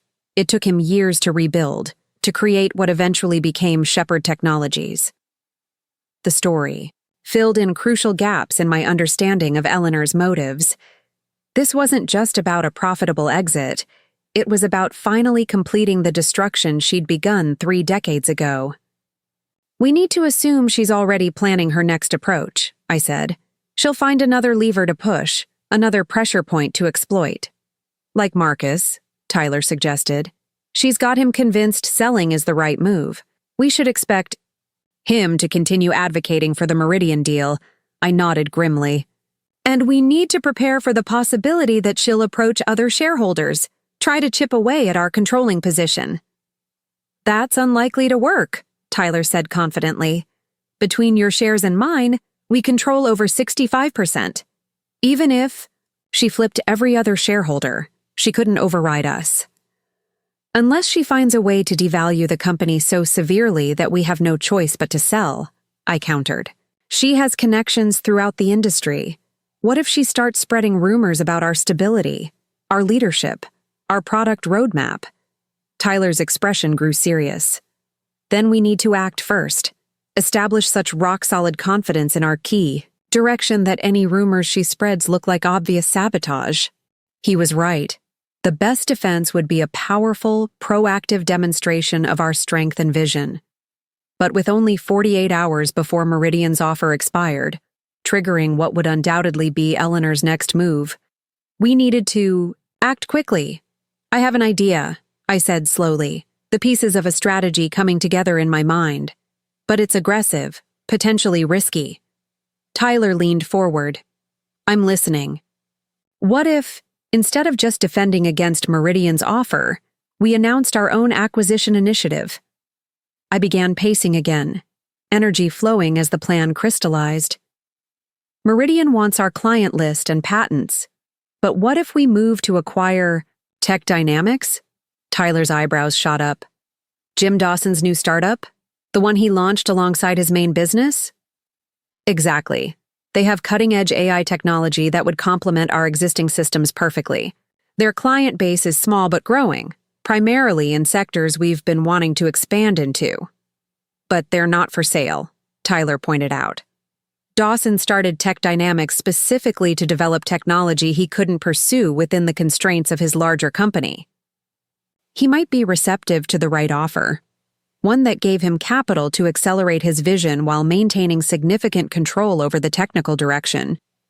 I stopped pacing, turning to face Tyler directly. Think about it. If we announced our intention to acquire Tech Dynamics, it would completely reframe the narrative around Shepherd Technologies. Instead of being seen as acquisition bait, we'd be perceived as a company on the offensive, expanding strategically. Tyler considered this, his expression shifting from skepticism to intrigue. Meridian would look like they were trying to derail our growth strategy rather than rescuing a struggling company. He nodded slowly. It's bold. Jim Dawson would need a compelling offer, though. What were you thinking? A cash and stock deal. We value Tech Dynamics at a premium over its current market valuation, with Dawson receiving both immediate capital and a significant equity stake in our combined entity. Giving him a vested interest in our long-term success rather than a one-time payout, Tyler mused. He'd essentially become our ally against Eleanor. Exactly. And with Dawson on board, Meridian's offer looks less attractive to other shareholders. We'd be positioning ourselves for growth rather than liquidation. Tyler stood up, energy renewing despite the late hour. We need to move fast. Draft the proposal tonight, approach Dawson first thing tomorrow, and if he's receptive, announce our intent before Meridian's deadline expires. You think we can pull this together that quickly? We have to. Tyler's expression was determined. I'll call the valuation team right now, get them working through the night on the numbers. You focus on the strategic rationale and integration plan. We'll reconvene at 6 a.m. to finalize everything before meeting with Dawson. I nodded, surprised and impressed by his initiative. All right, let's do this. We worked through the night, fueled by determination and far too much coffee. By dawn, we had crafted a comprehensive acquisition proposal that was aggressive yet sensible, bold but grounded in sound business logic. The valuation team had produced numbers that honored Tech Dynamics' potential while remaining within our financial capabilities. Our legal team had drafted preliminary terms that protected both parties' interests. At precisely 7:30 a.m., I called Jim Dawson personally. Jim, it's Grace Matthews. I apologize for the early hour, but I have a proposal I'd like to discuss with you in person, today, if possible. There was a pause, then. Does this have anything to do with the rumors that Meridian is looking to acquire Shepherd Technologies? News traveled fast in our industry. Related, but not in the way you might think. I'd prefer to explain in person. Jim agreed to meet us at his office at 9 a.m. 2 hours later, Tyler and I sat across from him, outlining our vision for a strategic combination of our companies. This is unexpected, Jim said when we finished our presentation, leaning back, in his chair. I've been approached by potential acquirers before, but never like this, never with such urgency. We believe this opportunity has significant time sensitivity, I acknowledged, but that doesn't diminish its strategic merit. Jim studied me thoughtfully. Let's be candid, Grace. Is Eleanor Voss pushing for a sale to Meridian? I hesitated, weighing how much to reveal. Yes, Tyler answered for me. She sees an opportunity for a quick profit. We see an opportunity to build something more valuable over the long term. Jim nodded slowly. I've had my own dealings with Eleanor over the years. She's brilliant, but her time horizon is always shorter than the one required for true innovation. He tapped his fingers on the proposal document. This valuation is aggressive. It reflects our belief in Tech Dynamics' potential, I said. And your need for a decisive counter-move against Meridian, Jim added with a knowing smile. Don't misunderstand. I appreciate candor, and I appreciate bold thinking. He stood up, moving to gaze out his office window. I started Tech Dynamics because I believed AI integration was the future of enterprise software. I've been watching Shepherd Technologies since you took over, Grace. Your stabilization work has been impressive. Thank you. But stabilization alone isn't enough. Not in this industry. He turned back to face us. What's your real vision? Not the one in this proposal. Your real vision for what the combined company could become. Tyler and I exchanged glances. This was the crucial moment. The difference between a transactional response to Eleanor's threat and a genuine strategic opportunity. Integration that disappears, Tyler said suddenly. AI that enhances systems so seamlessly, users don't even realize it's there. Your learning algorithms combined with our enterprise architecture could create adaptive systems that anticipate needs rather than just responding to commands. Jim's expression sharpened with interest. Go on. Tyler stood, animated by genuine enthusiasm. The problem with most enterprise software is that it forces humans to think like machines. Input processing output, rigid workflows, structured data. But what if we flipped that paradigm? What if we built systems that think like humans? Contextual, intuitive, adaptive. I watched with growing respect as Tyler outlined a technical vision more sophisticated and thoughtful than anything I'd heard from him before. This wasn't the superficial innovation he'd pushed in his early days. This was considered meaningful. Work built on a deep understanding of both technology and human behavior. Jim Dawson was listening intently, occasionally interjecting with questions or refinements. The conversation evolved from a negotiation into a collaborative exploration of possibilities.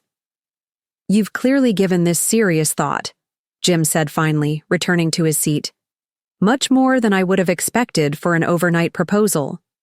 Tyler's been developing these concepts for some time, I explained, giving credit where it was due. The acquisition opportunity has simply accelerated our timeline for presenting them. Jim looked between us, his decision visibly forming. I need to discuss this with my technical team and my board, but he tapped the proposal again. I'm preliminarily interested, very interested, on one condition. What's that? I asked. I want Tyler to lead the integration of our technologies personally. Jim fixed his gaze on Tyler. These ideas you've outlined, they're exactly what I've been working toward. But they need a champion who understands both the business imperatives and the technical possibilities. Tyler looked stunned. You want me to lead the integration? I want you to lead the future of both our companies, Jim clarified. With Grace's approval, of course. I didn't hesitate. You have it. Tyler has earned my trust over these past months. The words felt strange but true. The man sitting beside me was not the entitled, arrogant Tyler who had harassed and undermined me. He was someone else entirely. Or perhaps, someone who had been buried beneath layers of privilege and insecurity all along. Then we have a preliminary agreement, Jim said, extending his hand. Subject to due diligence and board approval, of course. We shook on it, a momentary triumph in what remained a precarious situation. But it was a start, a powerful counter-move that might just neutralize Eleanor's gambit. We'd like to announce our intent publicly this afternoon, I said. Before market close. Jim understood immediately. To preempt Meridian's deadline. Smart. I'll have my team ready to coordinate on the announcement. As we left Tech Dynamics headquarters, Tyler was uncharacteristically quiet. It wasn't until we were in the car heading back to the office that he spoke. Thank you, he said simply, for backing me in there. You earned it, I replied. That vision you outlined, it was genuinely impressive. He stared out the window, his reflection thoughtful in the glass. I've had those ideas for years, but my father was never interested in anything that didn't generate immediate revenue, and I was too insecure to push for them properly. Easier to play the entitled executive than risk advocating for something that might fail. The admission cost him, I could tell. Fear of failure is powerful, I acknowledged, especially when you've been told your whole life that your value is tied to your success. Tyler glanced at me, surprised by my insight. How did you overcome it? Who says I have? I smiled slightly. I still feel it. The difference is, I've learned to act despite it, not because of it. We rode in companionable silence for a few minutes before Tyler spoke again. You know Eleanor won't be stopped by this. If anything, she'll see it as a declaration of war. I'm counting on it, I said, because now instead of defending a weakened company against acquisition, we're pursuing an aggressive growth strategy with a respected industry partner. The battlefield has changed. And the soldiers, Tyler added quietly. I'm with you on this, Grace. All the way. The sincerity in his voice was unmistakable.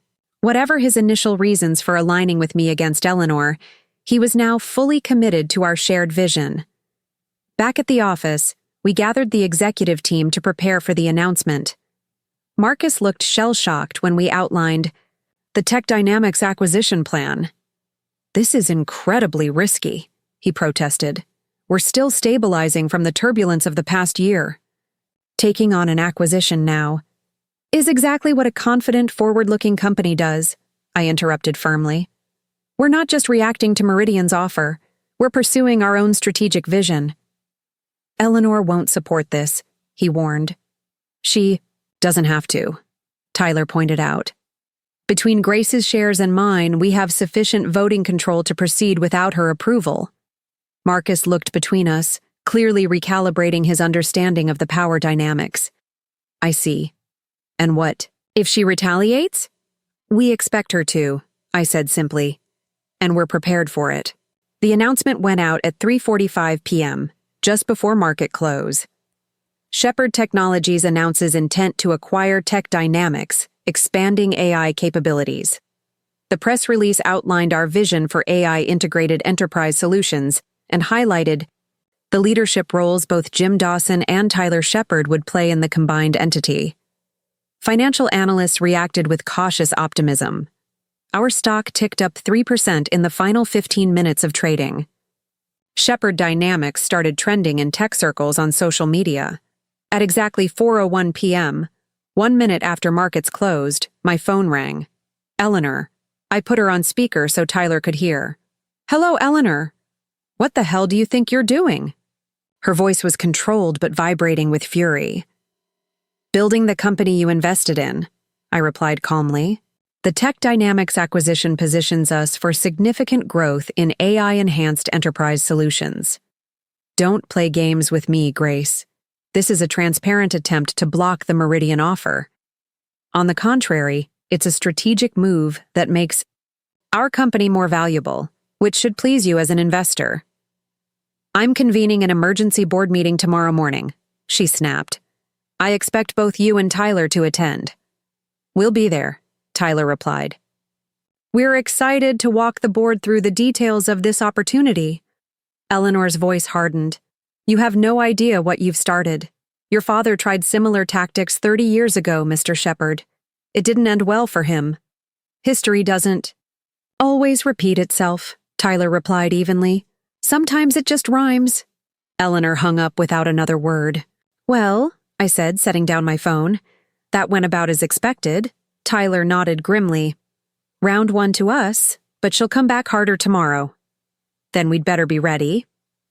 I moved to my computer and pulled up the presentation we'd been refining. All day. We need this to be bulletproof. Every number verified, every projection defensible, every strategic rationale ironclad. We worked late into the evening once again, preparing for what we knew would be a brutal board meeting. Around midnight, Tyler stepped out to take a call, returning several minutes later with an odd expression on his face. Everything okay? I asked. That was my father, he said, dropping back into his chair. Someone told him about our Tech Dynamics announcement. Eleanor? Most likely. He wanted to warn me that she's already been on the phone with Meridian, trying to restructure their offer. I frowned. How would he know that? He still has friends on their board. Tyler hesitated. He also said something else. He said to tell you he was wrong about you, that you're exactly what this company needs. The words caught me off guard. After everything William Shepherd had done, the betrayal, the blackballing, the casual discarding of 15 years of loyalty, his approval should have meant nothing. Yet I couldn't deny the small spark of vindication it kindled. "Well," I said after a moment, "that's something, I suppose." Tyler watched me carefully. "Does his opinion still matter to you? After everything?" I considered the question honestly. Not his approval, no, but his recognition, the acknowledgement that he was wrong and I was right. Yes, that matters. It's human to want that validation. Tyler nodded slowly. "For what it's worth, I was wrong about you too, catastrophically wrong, and I'm grateful every day that you gave me the chance to realize it." The simple sincerity of his words struck deeper than I expected. This strange journey had transformed both of us, me from a loyal employee to a determined leader, him from an entitled nepotism beneficiary to a genuine partner in building something meaningful. "We should get some rest," I said, suddenly aware of the exhaustion pulling at me. "Tomorrow will be demanding." As we gathered our things to leave, Tyler paused at the door. "Whatever happens with Eleanor, with the board, with Tech Dynamics, I want you to know I'm proud of what we're building here. Not just the business, but the culture, the integrity. It's what my father could have created but didn't." "We're not there yet," I reminded him. "We have a long way to go." "But we're on the right path." He smiled, a genuine expression without his former smugness. "And that's worth fighting for." As I watched him walk toward the elevator, I reflected on the improbable journey that had brought us here. From harassment to partnership, from betrayal to alliance. Life rarely offers neat resolutions or perfect justice.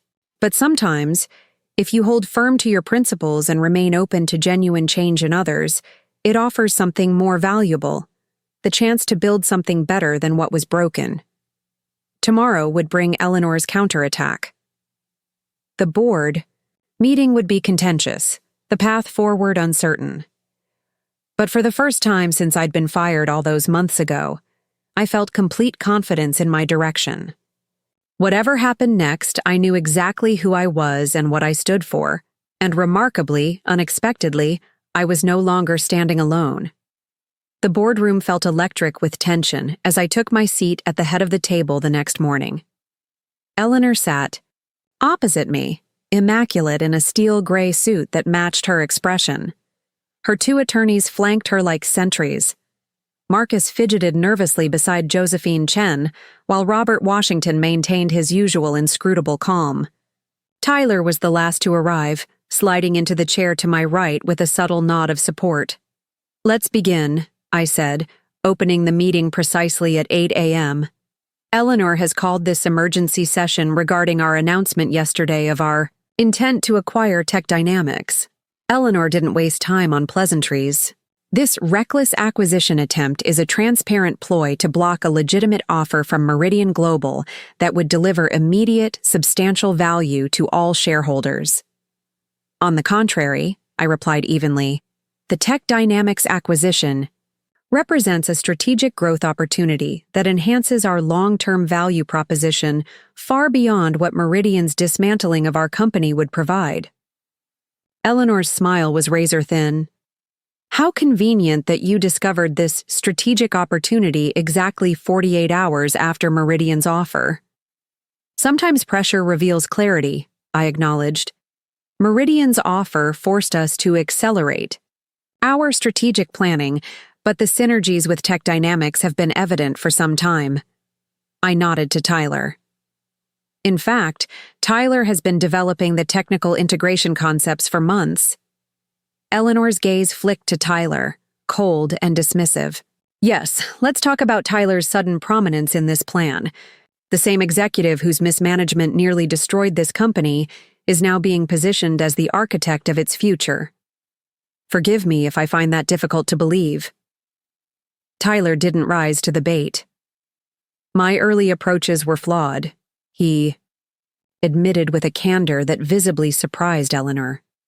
"I've spent the past few months learning, really learning, how this business works, where its strengths lie, and how to build on them rather than disrupt for disruption's sake."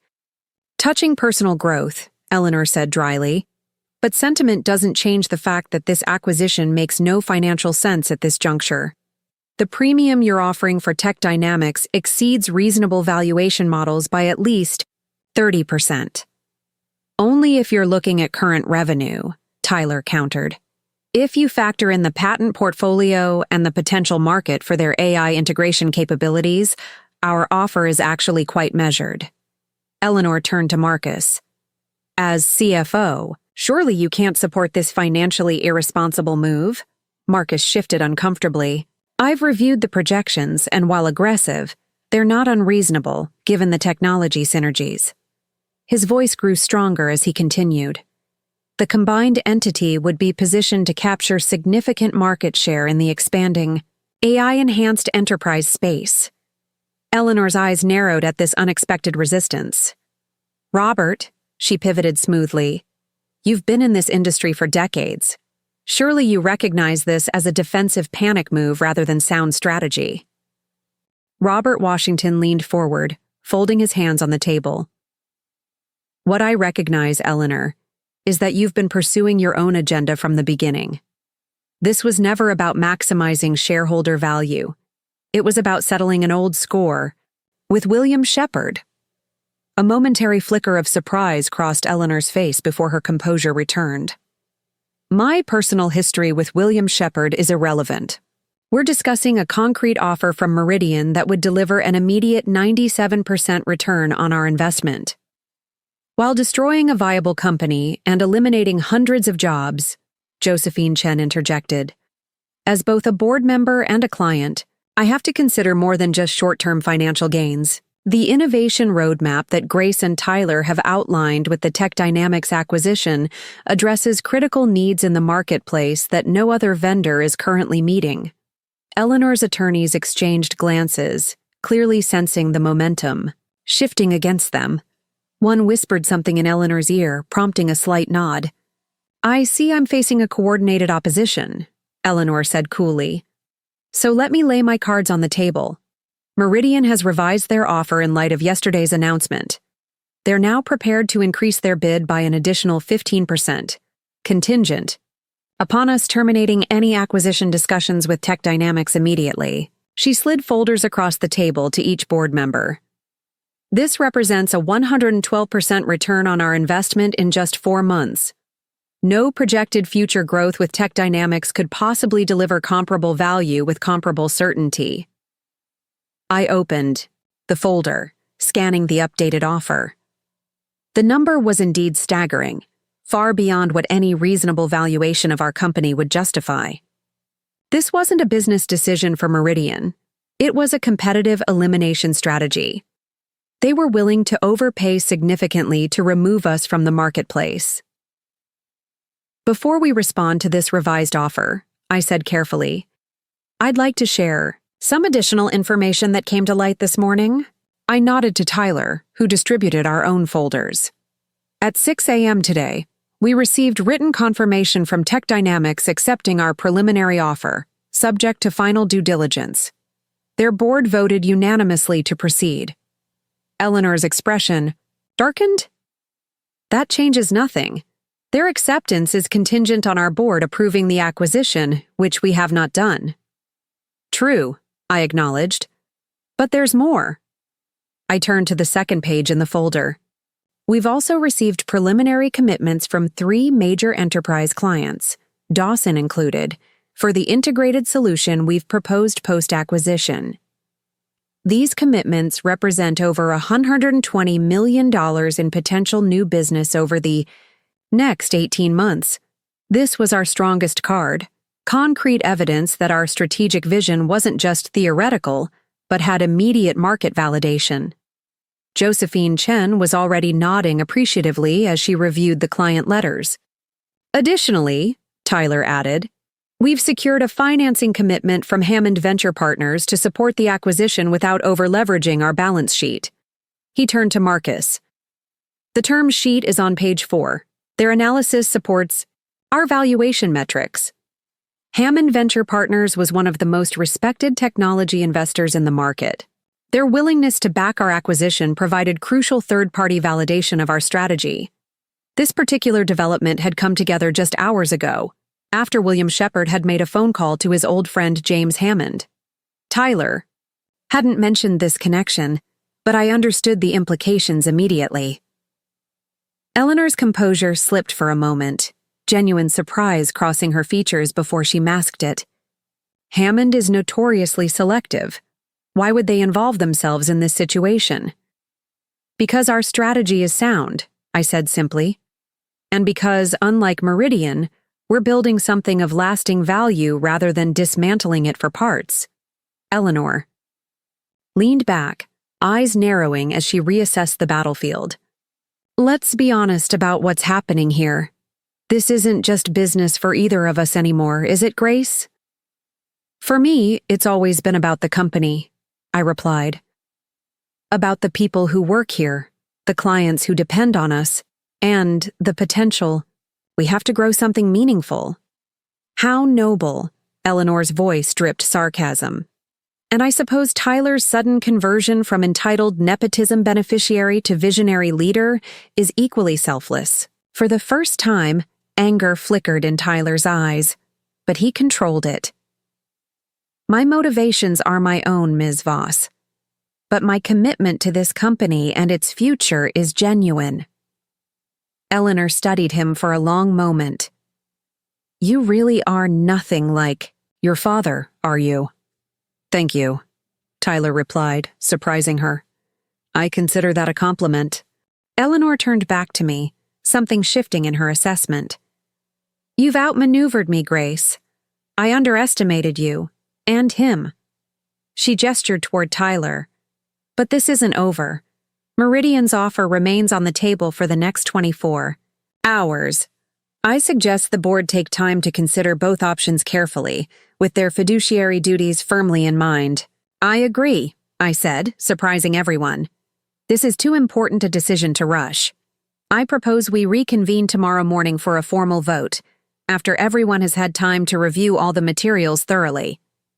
Eleanor nodded, a hint of respect in her gaze. Tomorrow it is. As the board members filed out, Eleanor lingered, waiting until we were alone before approaching me. You've played this well, she said quietly. Better than I anticipated. It was never a game to me, Eleanor. Everything's a game, Grace. The difference is in what you're willing to risk to win. She adjusted her designer watch, a nervous gesture I'd never seen from her before. Meridian will sweeten the offer again. They want your client list badly, enough to pay almost any price. It's not about the price. It's always about the price. Eleanor gave me a penetrating look. Except when it's about pride, or loyalty, or proving something to yourself. Her voice softened, almost imperceptibly. I recognized myself in you, you know, when we first met. That same hunger to prove your worth in a world that underestimated you. The admission caught me off guard. Is that why you backed me? Because you saw yourself? Partly. She shrugged elegantly. I also saw an opportunity to settle an old score while making a significant profit. Efficient, I thought. And now? Now I'm reassessing. Eleanor's smile was small but genuine. I don't enjoy losing, Grace, but if I must lose, I prefer it be to someone worthy of the victory. She moved toward the door, pausing with her hand on the handle. Whatever happens tomorrow, you've earned my respect. That's rarer than you might think. After she left, I remained in the boardroom, processing the exchange. Eleanor's acknowledgement felt significant, though I wasn't naive enough to believe she would simply concede. She would work through the night to flip votes, increase Meridian's offer, find any leverage she could to salvage her strategy. Tyler found me there 30 minutes. Later, 2 cups of coffee in hand. Peace offering, he said, setting one before me. Though I'm not sure what we're making peace about, things went surprisingly well in there. That was just the opening skirmish, I warned, accepting the coffee gratefully. Eleanor won't give up easily. No, but we've strengthened our position considerably. He took the seat beside me. Hammond's backing was the masterstroke. Thank you for not mentioning my father's involvement in securing it. It wasn't relevant to the merits of our strategy, I said simply, and we needed all the board support we could get. Tyler nodded, then hesitated. There's something else we should discuss before tomorrow's vote, something I've been considering since last night. The seriousness in his tone caught my attention. Go on. I think we should restructure our acquisition offer to Tech Dynamics. Specifically, I think we should offer Jim Dawson a seat on our board. I raised an eyebrow. That's a significant governance change. Why? 2 reasons. First, his technical expertise would be invaluable as we integrate the companies and develop our AI strategy. Second, and more immediately, Tyler met my gaze. Directly. It would give us another guaranteed vote against Eleanor tomorrow if needed. The strategic calculus was sound, but the implications reached beyond tomorrow's vote. You realize this would dilute both our influence in the long term? Dawson is brilliant, but he's also strong-willed. He'd be an independent voice, not automatically, aligned with either of us. I know, and that's actually the point. Tyler leaned forward earnestly. The company deserves governance that's focused on its long-term health, not on any individual's agenda, including ours. Dawson would be a stabilizing force, a technical conscience keeping us honest. I studied him, struck by the maturity of his thinking. This wasn't the Tyler Shepard who'd strutted into my office months ago, entitlement personified. This was a leader considering the broader implications of his decisions. You've changed, I observed quietly. Had to, he replied with a hint of his old grin. My boss is kind of demanding. Despite the tension of the moment, I laughed. All right, let's call. Dawson. If he's receptive, we'll revise the offer before tomorrow's vote. Jim Dawson was indeed receptive, enthusiastic even, about joining our board. The revised acquisition terms were drawn up by late afternoon, strengthening our position further. By evening, our legal team had prepared all the necessary documentation for tomorrow's vote, and our communications team had drafted announcements for either outcome. As the building emptied for the night, I found myself once again in my office with Tyler, reviewing contingency plans and preparing final arguments. You should get some rest, I told him as the clock approached midnight. Tomorrow will be intense. I'm too wired to sleep, he admitted. Besides, I keep thinking Eleanor might try something overnight. Another revised offer from Meridian, or some other tactic we haven't anticipated. Probably, I agreed. But we've done everything we can to prepare. The rest is up to the board. Tyler nodded, then said suddenly, Whatever happens tomorrow, I want you to know these past few months working with you, really working with you, not against you, have taught me more than the previous 10 years of my career combined. The sincerity in his voice was unmistakable. You were a quick study once you decided to actually learn, I acknowledged. That's just it, he said thoughtfully. I never really decided to learn before. Everything had always been handed to me. There was no incentive to grow, to improve, to actually earn anything. He shook his head ruefully. My father did me no favors with his protection. Parents often mistake shielding for support, I observed. It comes from love, but it can be crippling. Tyler considered this. You would have been a good parent, I think, challenging but fair. The comment caught me off guard. That's an odd thing to say to your boss. Former harasser, current colleague, occasional ally, he amended with a self-deprecating smile. We've had an unusual journey, you and I. That's certainly true. I gathered my things, suddenly feeling the weight of exhaustion. Get some sleep, Tyler. Tomorrow's vote will be close, and we'll need all our faculties sharp. As predicted, Eleanor made her move overnight. By 7 a.m., when I arrived at the office, Marcus was waiting anxiously outside my door. Meridian's final, Offer came in at 3 a.m., he said without preamble. It's substantial. 140% premium over our acquisition price. I took the document he extended, scanning the terms. Any other changes? Yes. Marcus looked uncomfortable.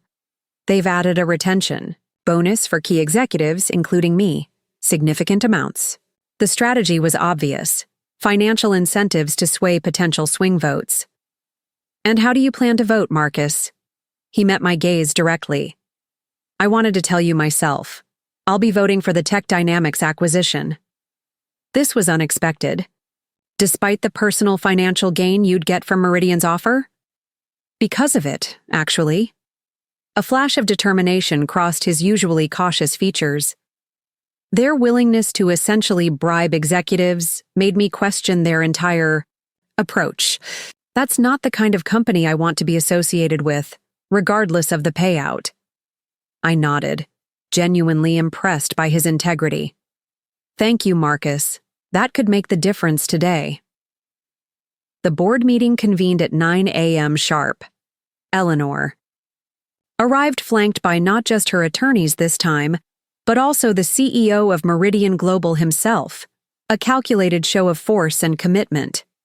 She introduced him with professional courtesy, and he presented Meridian's final offer with smooth confidence, emphasizing the certainty of their offer versus the speculative value of our Tech Dynamics strategy. When he finished, I rose to present our counter case. Just as I reached the podium, my phone buzzed with a message from a number I didn't recognize. I glanced down automatically, then froze as I read the text. Check your email immediately. Critical information about Tech Dynamics financials. W.S. William. Shepherd. I hesitated only a moment before turning to the board. I apologize, but I need a brief recess to review some information that's just come in. 5 minutes, no more. Eleanor's expression sharpened with suspicion, but Robert Washington smoothly backed my request.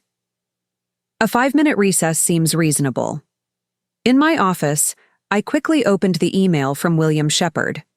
It contained a single document, an internal analysis from Tech Dynamics that hadn't been included in their disclosures to us. It revealed a potentially game-changing patent application they had filed just weeks ago, one that could dramatically accelerate AI integration capabilities beyond what we had already valued in our offer. The implications were significant. If this patent was granted, our Tech Dynamics acquisition would deliver even greater value than our already optimistic projections suggested. But it also raised an ethical question. This was clearly confidential. Information that William had somehow obtained through his industry connections. Using it in our deliberations would be questionable at best. Tyler appeared at my door. What's going on? Eleanor's getting restless. I showed him the document, watching. His eyes widened as he grasped the implications. My father sent this? How did he even get it? That's what concerns me, I admitted. Using this information feels wrong, even if it strengthens our case. Tyler studied the document, then looked up with unexpected clarity. We can't use the specific information, but we can use the fact that we've chosen not to use it. What do you mean? Integrity, he said simply. That's what this whole fight has been about, hasn't it? Building a company based on actual value, not manipulation. Working with people because of their merits, not their connections. I saw his direction immediately. By demonstrating our ethical standards even when it might disadvantage us. Exactly. Tyler's expression was resolute. Let's get back in there. The boardroom fell silent as we returned. Eleanor was mid-conversation with the Meridian CEO, both looking impatient at the delay. Thank you for your patience, I said, taking my place at the podium. Before we proceed with the presentations, I want to address something that just occurred. I explained simply that we had received potentially material non-public information about Tech Dynamics from an outside source, information that could impact our valuation assessment. However, I continued, we have chosen not to review this information in detail or incorporated into our deliberations, as it appears to have been obtained through inappropriate channels. Robert Washington nodded approvingly. Josephine Chen sat up straighter, her respect visible. Even Marcus seemed reassured by our approach. Eleanor's expression was unreadable, but the Meridian CEO shifted uncomfortably. His company's reputation for aggressive tactics and acquisitions was well known in the industry. I continued with our presentation as planned, outlining the strategic rationale for the Tech Dynamics acquisition, the market validation from committed clients, the Hammond financing, and finally, the board seat for Jim Dawson. When I finished, Eleanor made one final appeal, emphasizing the certainty of Meridian's cash offer versus the execution risks of our acquisition and integration plan. The choice before this board is simple, she concluded: a guaranteed superior return for shareholders, or a risky bet on an unproven integration strategy led by a team with limited acquisition experience. With final arguments presented, Robert Washington called for the vote. The tension in the room was palpable as each board member cast their ballot. Robert Washington: I vote to proceed with the Tech Dynamics acquisition. Josephine Chen: I vote to proceed with the Tech Dynamics acquisition. Marcus Finley: I vote to proceed with the Tech Dynamics acquisition. Eleanor Voss: I vote to accept Meridian's offer. And finally, my vote. Grace Matthews: I vote to proceed with the Tech Dynamics acquisition. With 4 votes to 1, the decision was clear. We would move forward with acquiring Tech Dynamics and reject Meridian's offer. Eleanor's face betrayed only a flicker of emotion. Not anger, as I might have expected, but something more complex. She gathered her materials with deliberate calm, signaling to the Meridian CEO that their effort had failed. As the room emptied, Eleanor approached me one last time. Congratulations, Grace. You've won this round decisively. There was a hint of genuine respect in her tone. Though I expect running the combined company will prove more challenging than winning the right to do so. I'm counting on it, I replied, honestly. The real work begins now. She nodded, studying me with those sharp, assessing eyes. You know, 30 years ago, William chose destroying our partnership over selling the company. He was willing to start over from nothing rather than cash out for a quick profit. A faint smile touched her lips. At the time, I thought him a stubborn fool. Now I wonder if he saw something I missed. It's not too late to see it now, I suggested. Your investment in Shepherd Technologies still has significant upside potential. If you're willing to take a longer view. Eleanor considered this, genuine thoughtfulness replacing her usual calculated demeanor. Perhaps. I've never been particularly patient with investments, or people, but I'm not opposed to learning new approaches. She extended her hand. I remain a shareholder, Grace. Make it worth my while. I accepted her handshake, sensing a subtle shift in our relationship. Not friendship, certainly, but perhaps a wary mutual respect. That's always been my intention. As Eleanor departed with her legal team, Tyler approached. So that's it? We actually pulled it off? We won the vote, I corrected him. Now we have to make good on everything we promised. To the board, to our employees, to Tech Dynamics, to our clients. To ourselves, Tyler added thoughtfully. I nodded. That most of all. As we walked together toward my office to begin planning our next steps, I reflected on the extraordinary journey that had brought us here. From victim to victor, from harasser to ally. The symmetry wasn't perfect. Life rarely offers such neat resolutions, but it felt like justice of a sort. Not the vengeful kind I might once have craved, but something more meaningful. The opportunity to build something worthy from the ashes of what had been destroyed. You know, Tyler said, as if reading my thoughts. When you first bought the company, I assumed you'd fire me the moment you legally could. Make me suffer the way I made you suffer. That was certainly tempting, I admitted. What changed your mind? I considered the question carefully. I realized that firing you would have been satisfying, but ultimately small. Building something significant, creating real value, developing talent, even yours. That's the work that matters. I glanced at him with a slight smile. Besides, watching you learn humility has been its own reward. Tyler laughed, a genuine sound without his. Former arrogance. Fair enough. Though I hope my contributions eventually outweigh the entertainment value of my personal growth. They already have, I acknowledged. Don't let it go to your head. We reached my office, where Jim Dawson was already waiting to begin planning the integration of our companies. The real work, the meaningful work, was just beginning, and we were ready for it. The weeks following the board vote passed in a whirlwind of activity. Due diligence on Tech Dynamics revealed that Williams' leaked document had been accurate.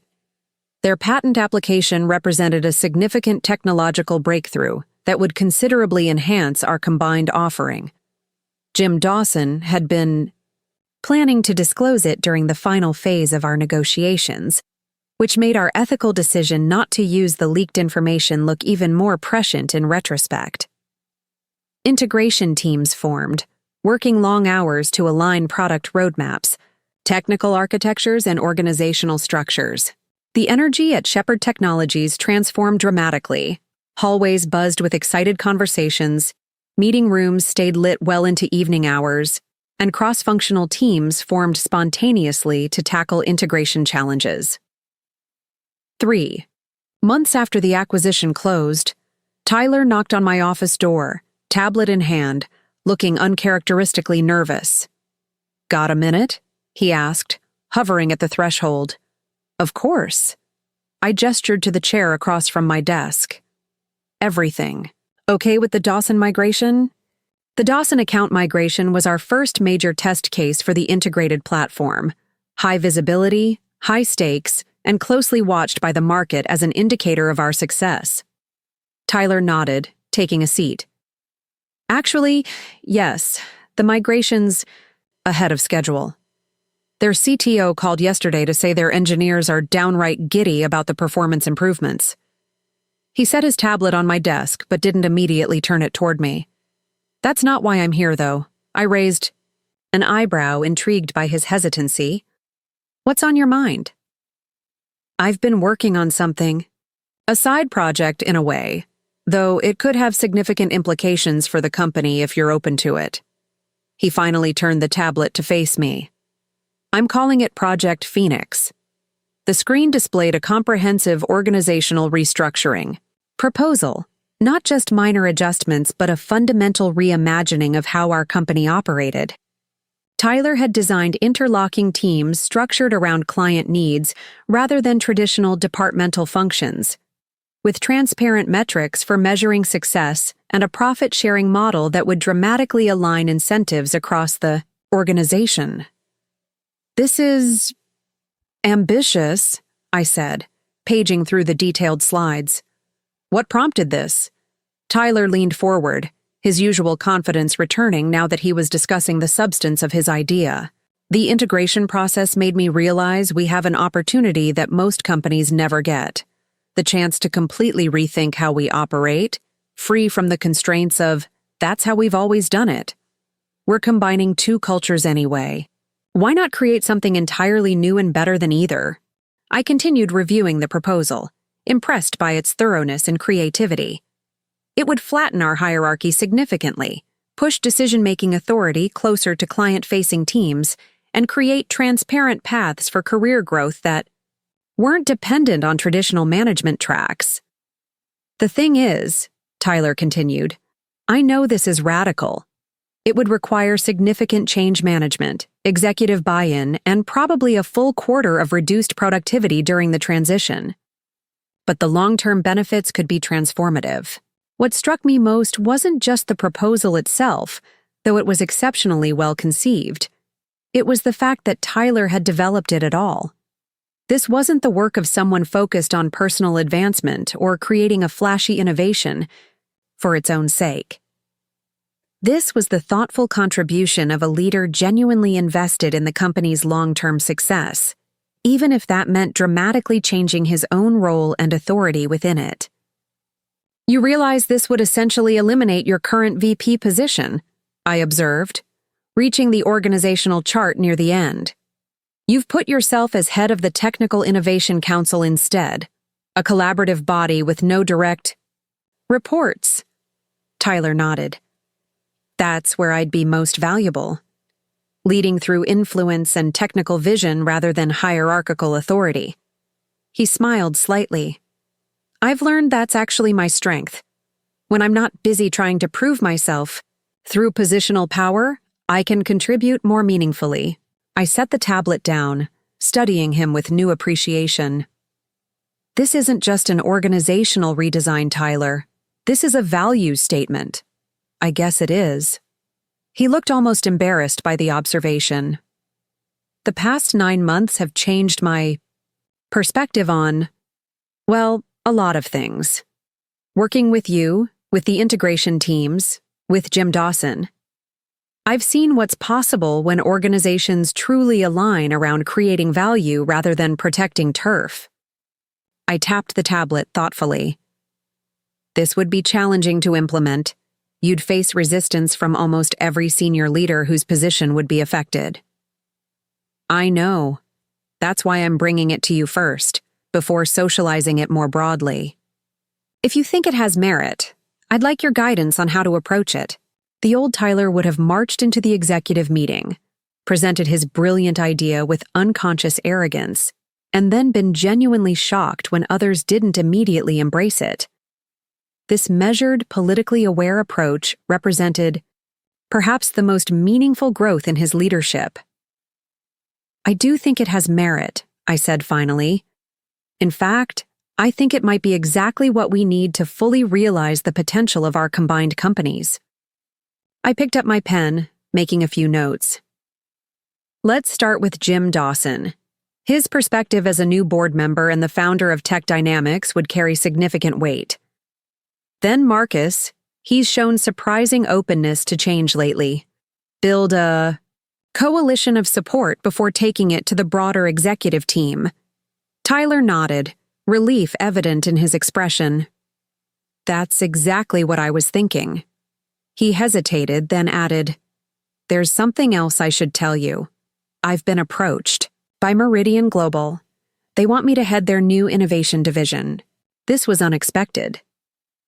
Are you considering it? No. His response was immediate and firm. But I thought you should know. Apparently, they were impressed by what they saw during their acquisition attempt. The offer must be substantial, I observed. It is twice my current compensation, expanded authority, significant equity. He shrugged. But that's not what matters to me anymore. I'm building something here that I believe in, working with people I respect. That's worth more than whatever Meridian could offer. The conversation shifted to implementation details for Project Phoenix, but I found myself reflecting on Tyler's transformation as we talked. The entitled, arrogant man who had once harassed me out of insecurity and privilege had evolved into a thoughtful, principled leader, willing to sacrifice personal status for organizational effectiveness. It was a remarkable journey, one I wouldn't have believed possible a year ago. 2 days later, I presented Project Phoenix to Jim Dawson over lunch at his favorite restaurant. His response was immediate and enthusiastic.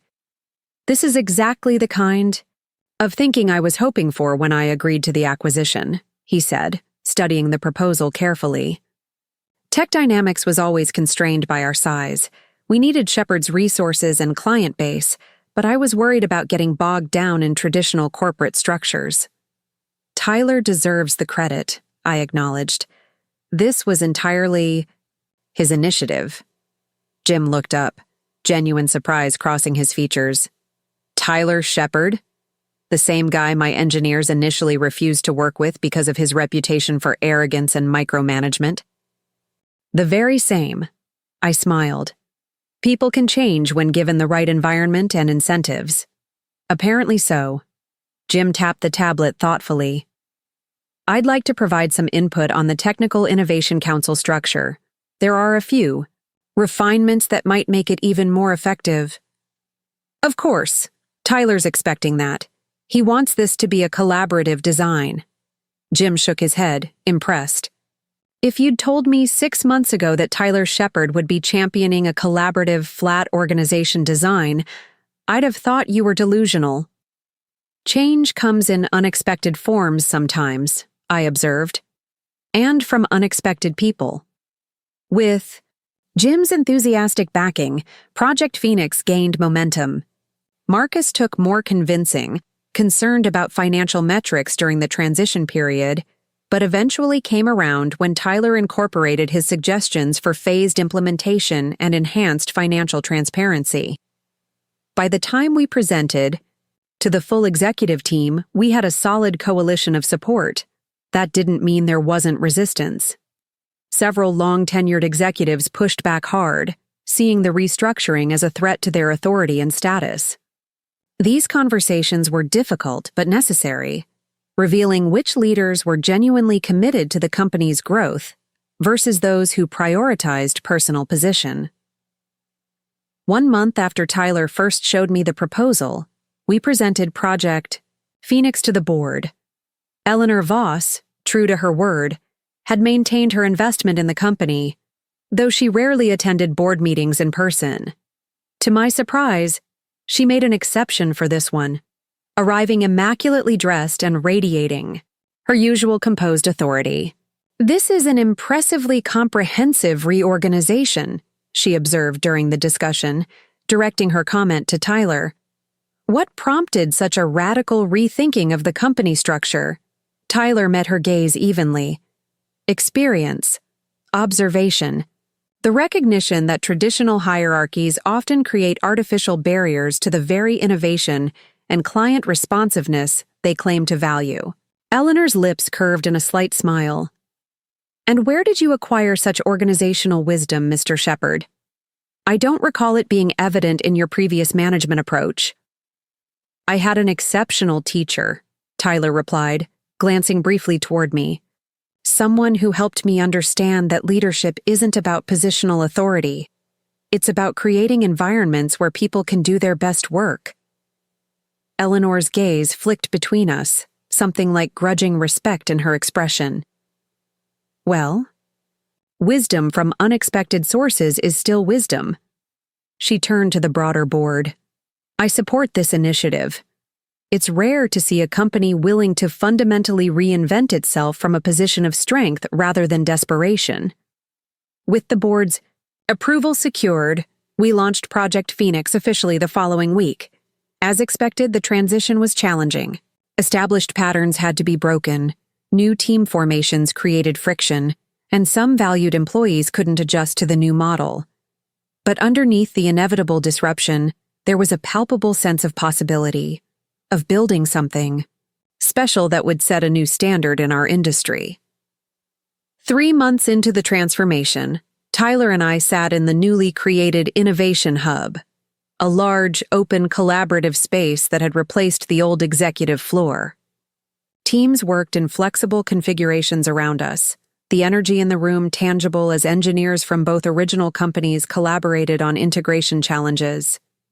"It's really working," Tyler observed quietly, watching a spontaneous problem-solving session form around a technical architect's whiteboard diagram. "Better than I hoped, actually. The client satisfaction metrics from the first wave of integrated deployments are off the charts." He wasn't exaggerating. Our NPS scores had jumped 27 points since implementing the integrated platform. The Dawson migration had been so successful that they had doubled their contract value, adding 3 new divisions to the implementation. And our stock price had risen 42% since the acquisition closed, reflecting the market's growing confidence in our strategy. "We still have challenges," I reminded him, though I couldn't help sharing his satisfaction. "The sales team is struggling with the new collaborative structure. Old habits die hard." "True, but even there we're seeing progress. The joint sales engineering teams are closing at a higher rate than the traditional model." Tyler hesitated, then added, "I've been thinking about what's next." "For the company?" "For me." He met my gaze directly. I've been so focused on the restructuring that I haven't really considered my own long-term path. The Technical Innovation Council is working well, but I'm not sure that's where I provide the most value in the long run. I studied him curiously. What are you considering? I'm not entirely sure yet. He seemed genuinely thoughtful rather than restless.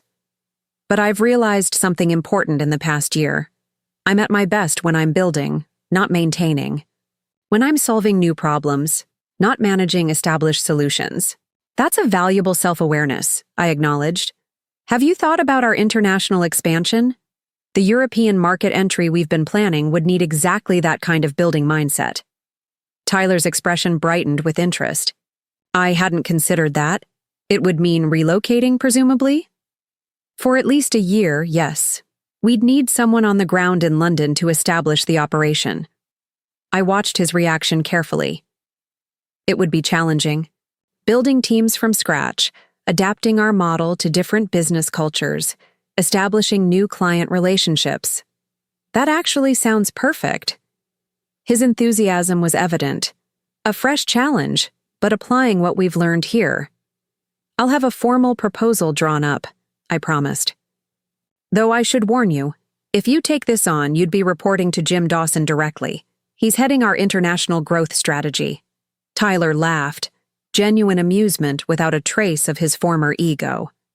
From harassing the senior director to being her subordinate to reporting to a board member. My career path has not been conventional. But considerably more educational than most, I observed with a smile. As we continued discussing the potential European role, my phone buzzed with a calendar alert. I have to go. I'm meeting William Shepard for coffee in 20 minutes. Tyler. Raised an eyebrow. You're meeting my father? Why? His request, actually. Said he wanted to discuss something important. I gathered my things. Any insight on what he might want? None. Tyler looked genuinely puzzled. We speak occasionally, but he hasn't mentioned anything about meeting with you. Be careful. He can be charming when he wants something. I'm familiar with the Shepard charm offensive, I replied dryly. I think I can handle it. William was already seated when I arrived at the small cafe he'd suggested, looking more relaxed than I'd seen him in years. Retirement seemed to agree. With him, the perpetual tension that had marked his expression during his leadership years had softened, though the sharp intelligence in his eyes remained unchanged. Grace, he greeted me, standing as I approached. Thank you for making time. Of course. I took the seat across from him. Though I admit I'm curious about the purpose of this meeting. William smiled faintly. Direct as always. One of your many qualities I failed to properly appreciate. He pushed a folder across the table. I wanted to give you this personally. I opened it, scanning the contents with growing surprise. It was a formal letter transferring his remaining ownership stake in Shepard Technologies, approximately 8%, of the company, directly to me. I don't understand, I said, looking up in confusion. Why would you do this? William's expression turned solemn. Because it's right. Because I owe you a debt that can never truly be repaid. He gestured to the document. This is not generosity, Grace. It's the barest beginning of restitution. For firing me? For failing to see you? For allowing my blind spot regarding Tyler to eclipse my judgment about a leader of extraordinary capability? He shook his head regretfully. I built Shepard Technologies from nothing, and then nearly destroyed it through my own weakness. You rebuilt it, stronger than before. The company should belong to you more than anyone. I was silent for a moment, processing this unexpected development. Tyler should be part of this conversation. These shares represent his inheritance in many ways. Tyler and I have already discussed it. He fully supports the transfer. William's expression softened with evident pride. My son has grown considerably under your leadership, more than I was ever able to nurture in him. He's done the work himself, I said firmly. I just created an environment where that growth was possible and necessary. Nevertheless, William tapped the folder. This transfer has no conditions, no expectations. The shares are yours to do with as you see fit. Though I hope you'll accept one piece of unsolicited advice from someone who learned it too late. What's that? Build something that outlasts you, he said simply. Create a legacy based on value, not ego. I failed at that. You and Tyler have the opportunity to succeed where I could not. As I left the cafe 30 minutes later, documents in hand, I found myself reflecting on the extraordinary journey of the past 18 months. From loyal employee to outcast to owner and CEO, from victim of harassment to mentor and leader, from seeking redemption to creating transformation. None of it had followed any path I could have predicted or planned. Back at the office, I found Tyler waiting in my office, clearly anxious to hear about the meeting with his father. He gave me his shares, I said without preamble, setting the folder on my desk. Tyler nodded. I figured he might. We discussed it last week. You should have told me. He wanted it to be his gesture, not mine. Tyler shrugged. Besides, it's the right thing. You've earned that ownership stake many times over. I studied him, this man who had once been the embodiment of everything wrong with corporate culture, and was now a partner in building something genuinely meaningful. Your father said something about legacy, about building something that outlasts us. Tyler's expression turned thoughtful. That's been on my mind lately, too. Not just the European expansion, but beyond that. What kind of company do we want to build for the long term? What values do we want it to embody? Integrity, I said immediately. Genuine innovation. Respect for the dignity and contribution of every employee. Opportunity based on merit, not connection, Tyler added. Transparency, even when it's uncomfortable. Growth that creates value, not just extracts it. We were finishing each other's thoughts now, the vision we shared crystallizing between us. This was no longer about revenge or redemption, about proving worth or righting wrongs.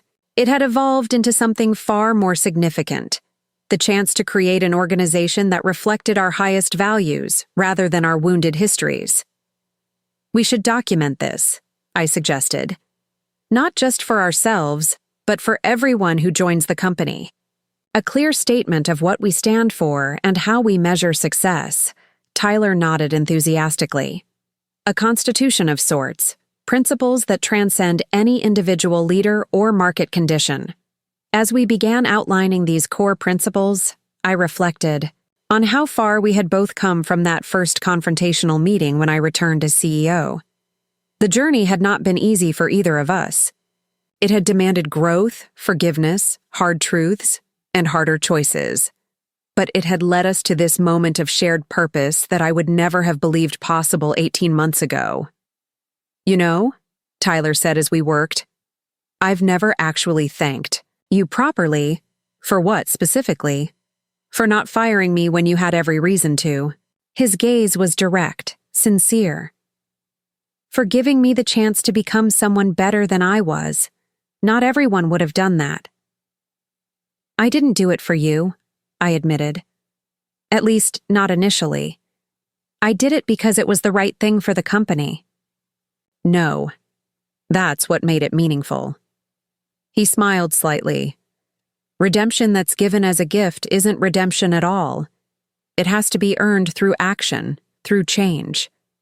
I nodded, struck by the wisdom in his observation. And leadership that's claimed through position isn't leadership at all. It has to be earned through service, through vision.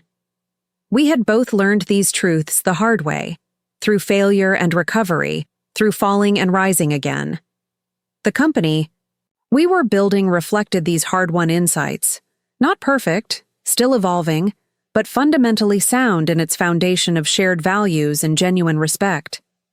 As the afternoon light slanted through my office windows, illuminating the documents, we were creating, I felt a sense of profound satisfaction that had nothing to do with vindication or revenge. This was something purer, more lasting. The knowledge that from the ashes of betrayal and harassment, we had built something worthy, something that might indeed outlast us both. The future stretched before us, full of challenges and possibilities. The European expansion, the continued integration of our technologies, the evolution of our organizational model. None of it would be easy, but all of it would be meaningful. And in the end, that was the greatest victory of all. 2 years later, I stood on the rooftop terrace of our new London headquarters, watching the sunset paint the Thames in shades of gold and crimson. The European expansion had exceeded even our most optimistic projections. Under Tyler's leadership, our London office had grown from a small beachhead of 5 employees to a thriving operation of over 200, with satellite offices in Berlin and Paris already in development. Quite a view, isn't it? I turned to find Jim Dawson beside me, his expression reflective as he surveyed the London skyline.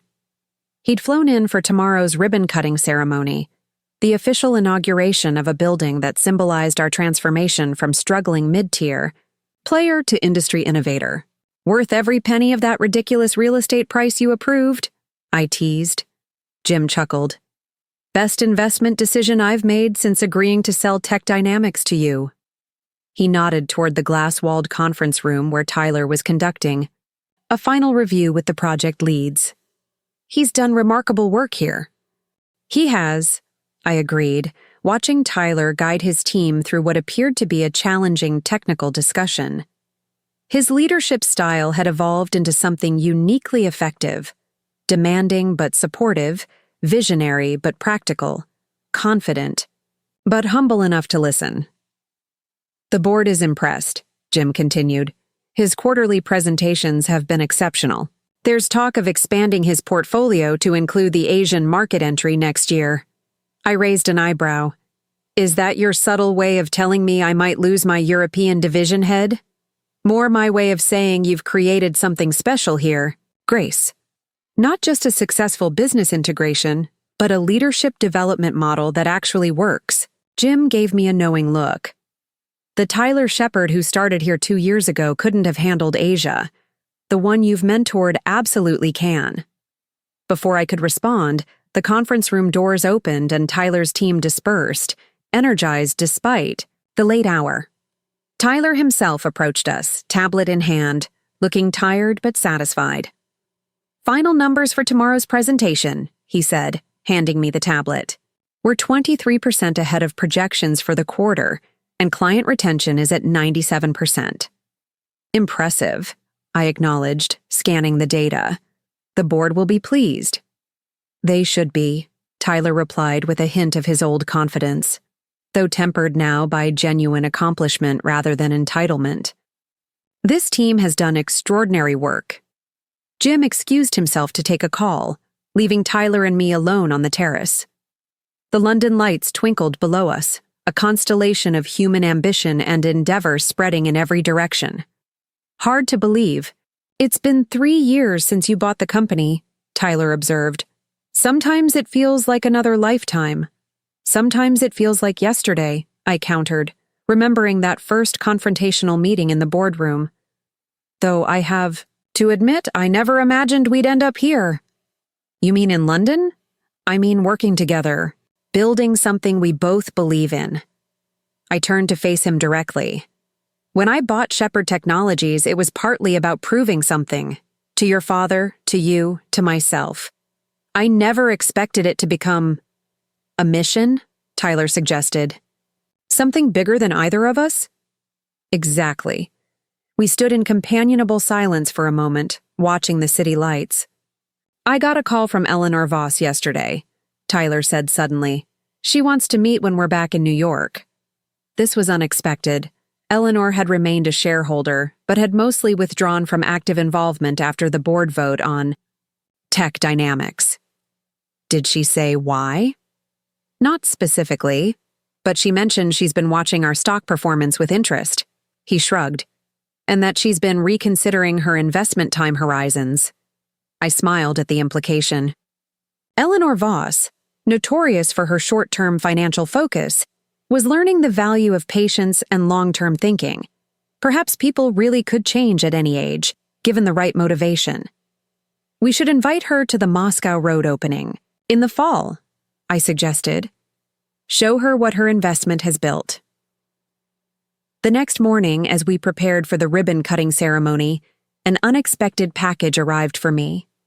Inside was an elegant fountain pen with a short note in William Shepard's distinctive handwriting, for signing the chapter you've written so beautifully. With respect and gratitude. W.S. Tyler spotted the note as I set it aside. My father, he observed, still dramatic as ever. But not wrong, I replied, picking up the ceremonial scissors we would use for the ribbon. We have written a new chapter, haven't we? He nodded thoughtfully, and not the one either of us would have predicted. Downstairs, hundreds of employees, clients, and media representatives waited for the ceremony to begin. I paused at the threshold, taking a moment to appreciate what we'd built from the ashes of betrayal and resentment. Ready? Tyler asked. Ready, I confirmed. Together we stepped onto the stage, no longer defined by our past conflicts, but by our shared vision for the future. The applause that greeted us wasn't for me alone, or for Tyler, but for what we represented together, the possibility of transformation, of growth, of creating something meaningful from the most unlikely beginnings. As we stood before the ribbon, scissors in hand, I caught Eleanor Voss in the audience, watching with that penetrating gaze that missed nothing. She inclined her head slightly in acknowledgement, not quite approval, but something like respect. Beside her stood William Shepard, his expression a complex mixture of regret and pride as he watched his son take center stage. The journey hadn't been about revenge after all. It had been about redemption, not just for Tyler or for me, but for an entire company culture. We had transformed a toxic environment into something healthy and productive, a place where talent could flourish regardless of gender or connection. On behalf of everyone at Shepherd Tech Dynamics, I began, addressing the assembled crowd. Welcome to our European headquarters. This building represents more than just our expansion into new markets. It represents our commitment to building an organization defined by integrity, innovation, and respect for every individual who contributes to our success. As Tyler and I cut the ribbon together, the symbolism wasn't lost on either of us. We had cut through old resentments, old patterns, old limitations to create something neither of us could have built alone. The applause that erupted confirmed what we already knew. This was just the beginning of what we could accomplish together. Sometimes justice arrives in unexpected packages. Sometimes the most powerful response to mistreatment isn't revenge, but reinvention. And sometimes the people who hurt you most become, through their own hard work and genuine change, the allies you never knew you needed. That was the greatest surprise of all. Up next, you've got 2 more standout stories right on your screen. If this one hit the mark, you won't want to pass these up. Just click and check them out. And don't forget to like, subscribe, and turn on the notification bell so you don't miss any upload from us.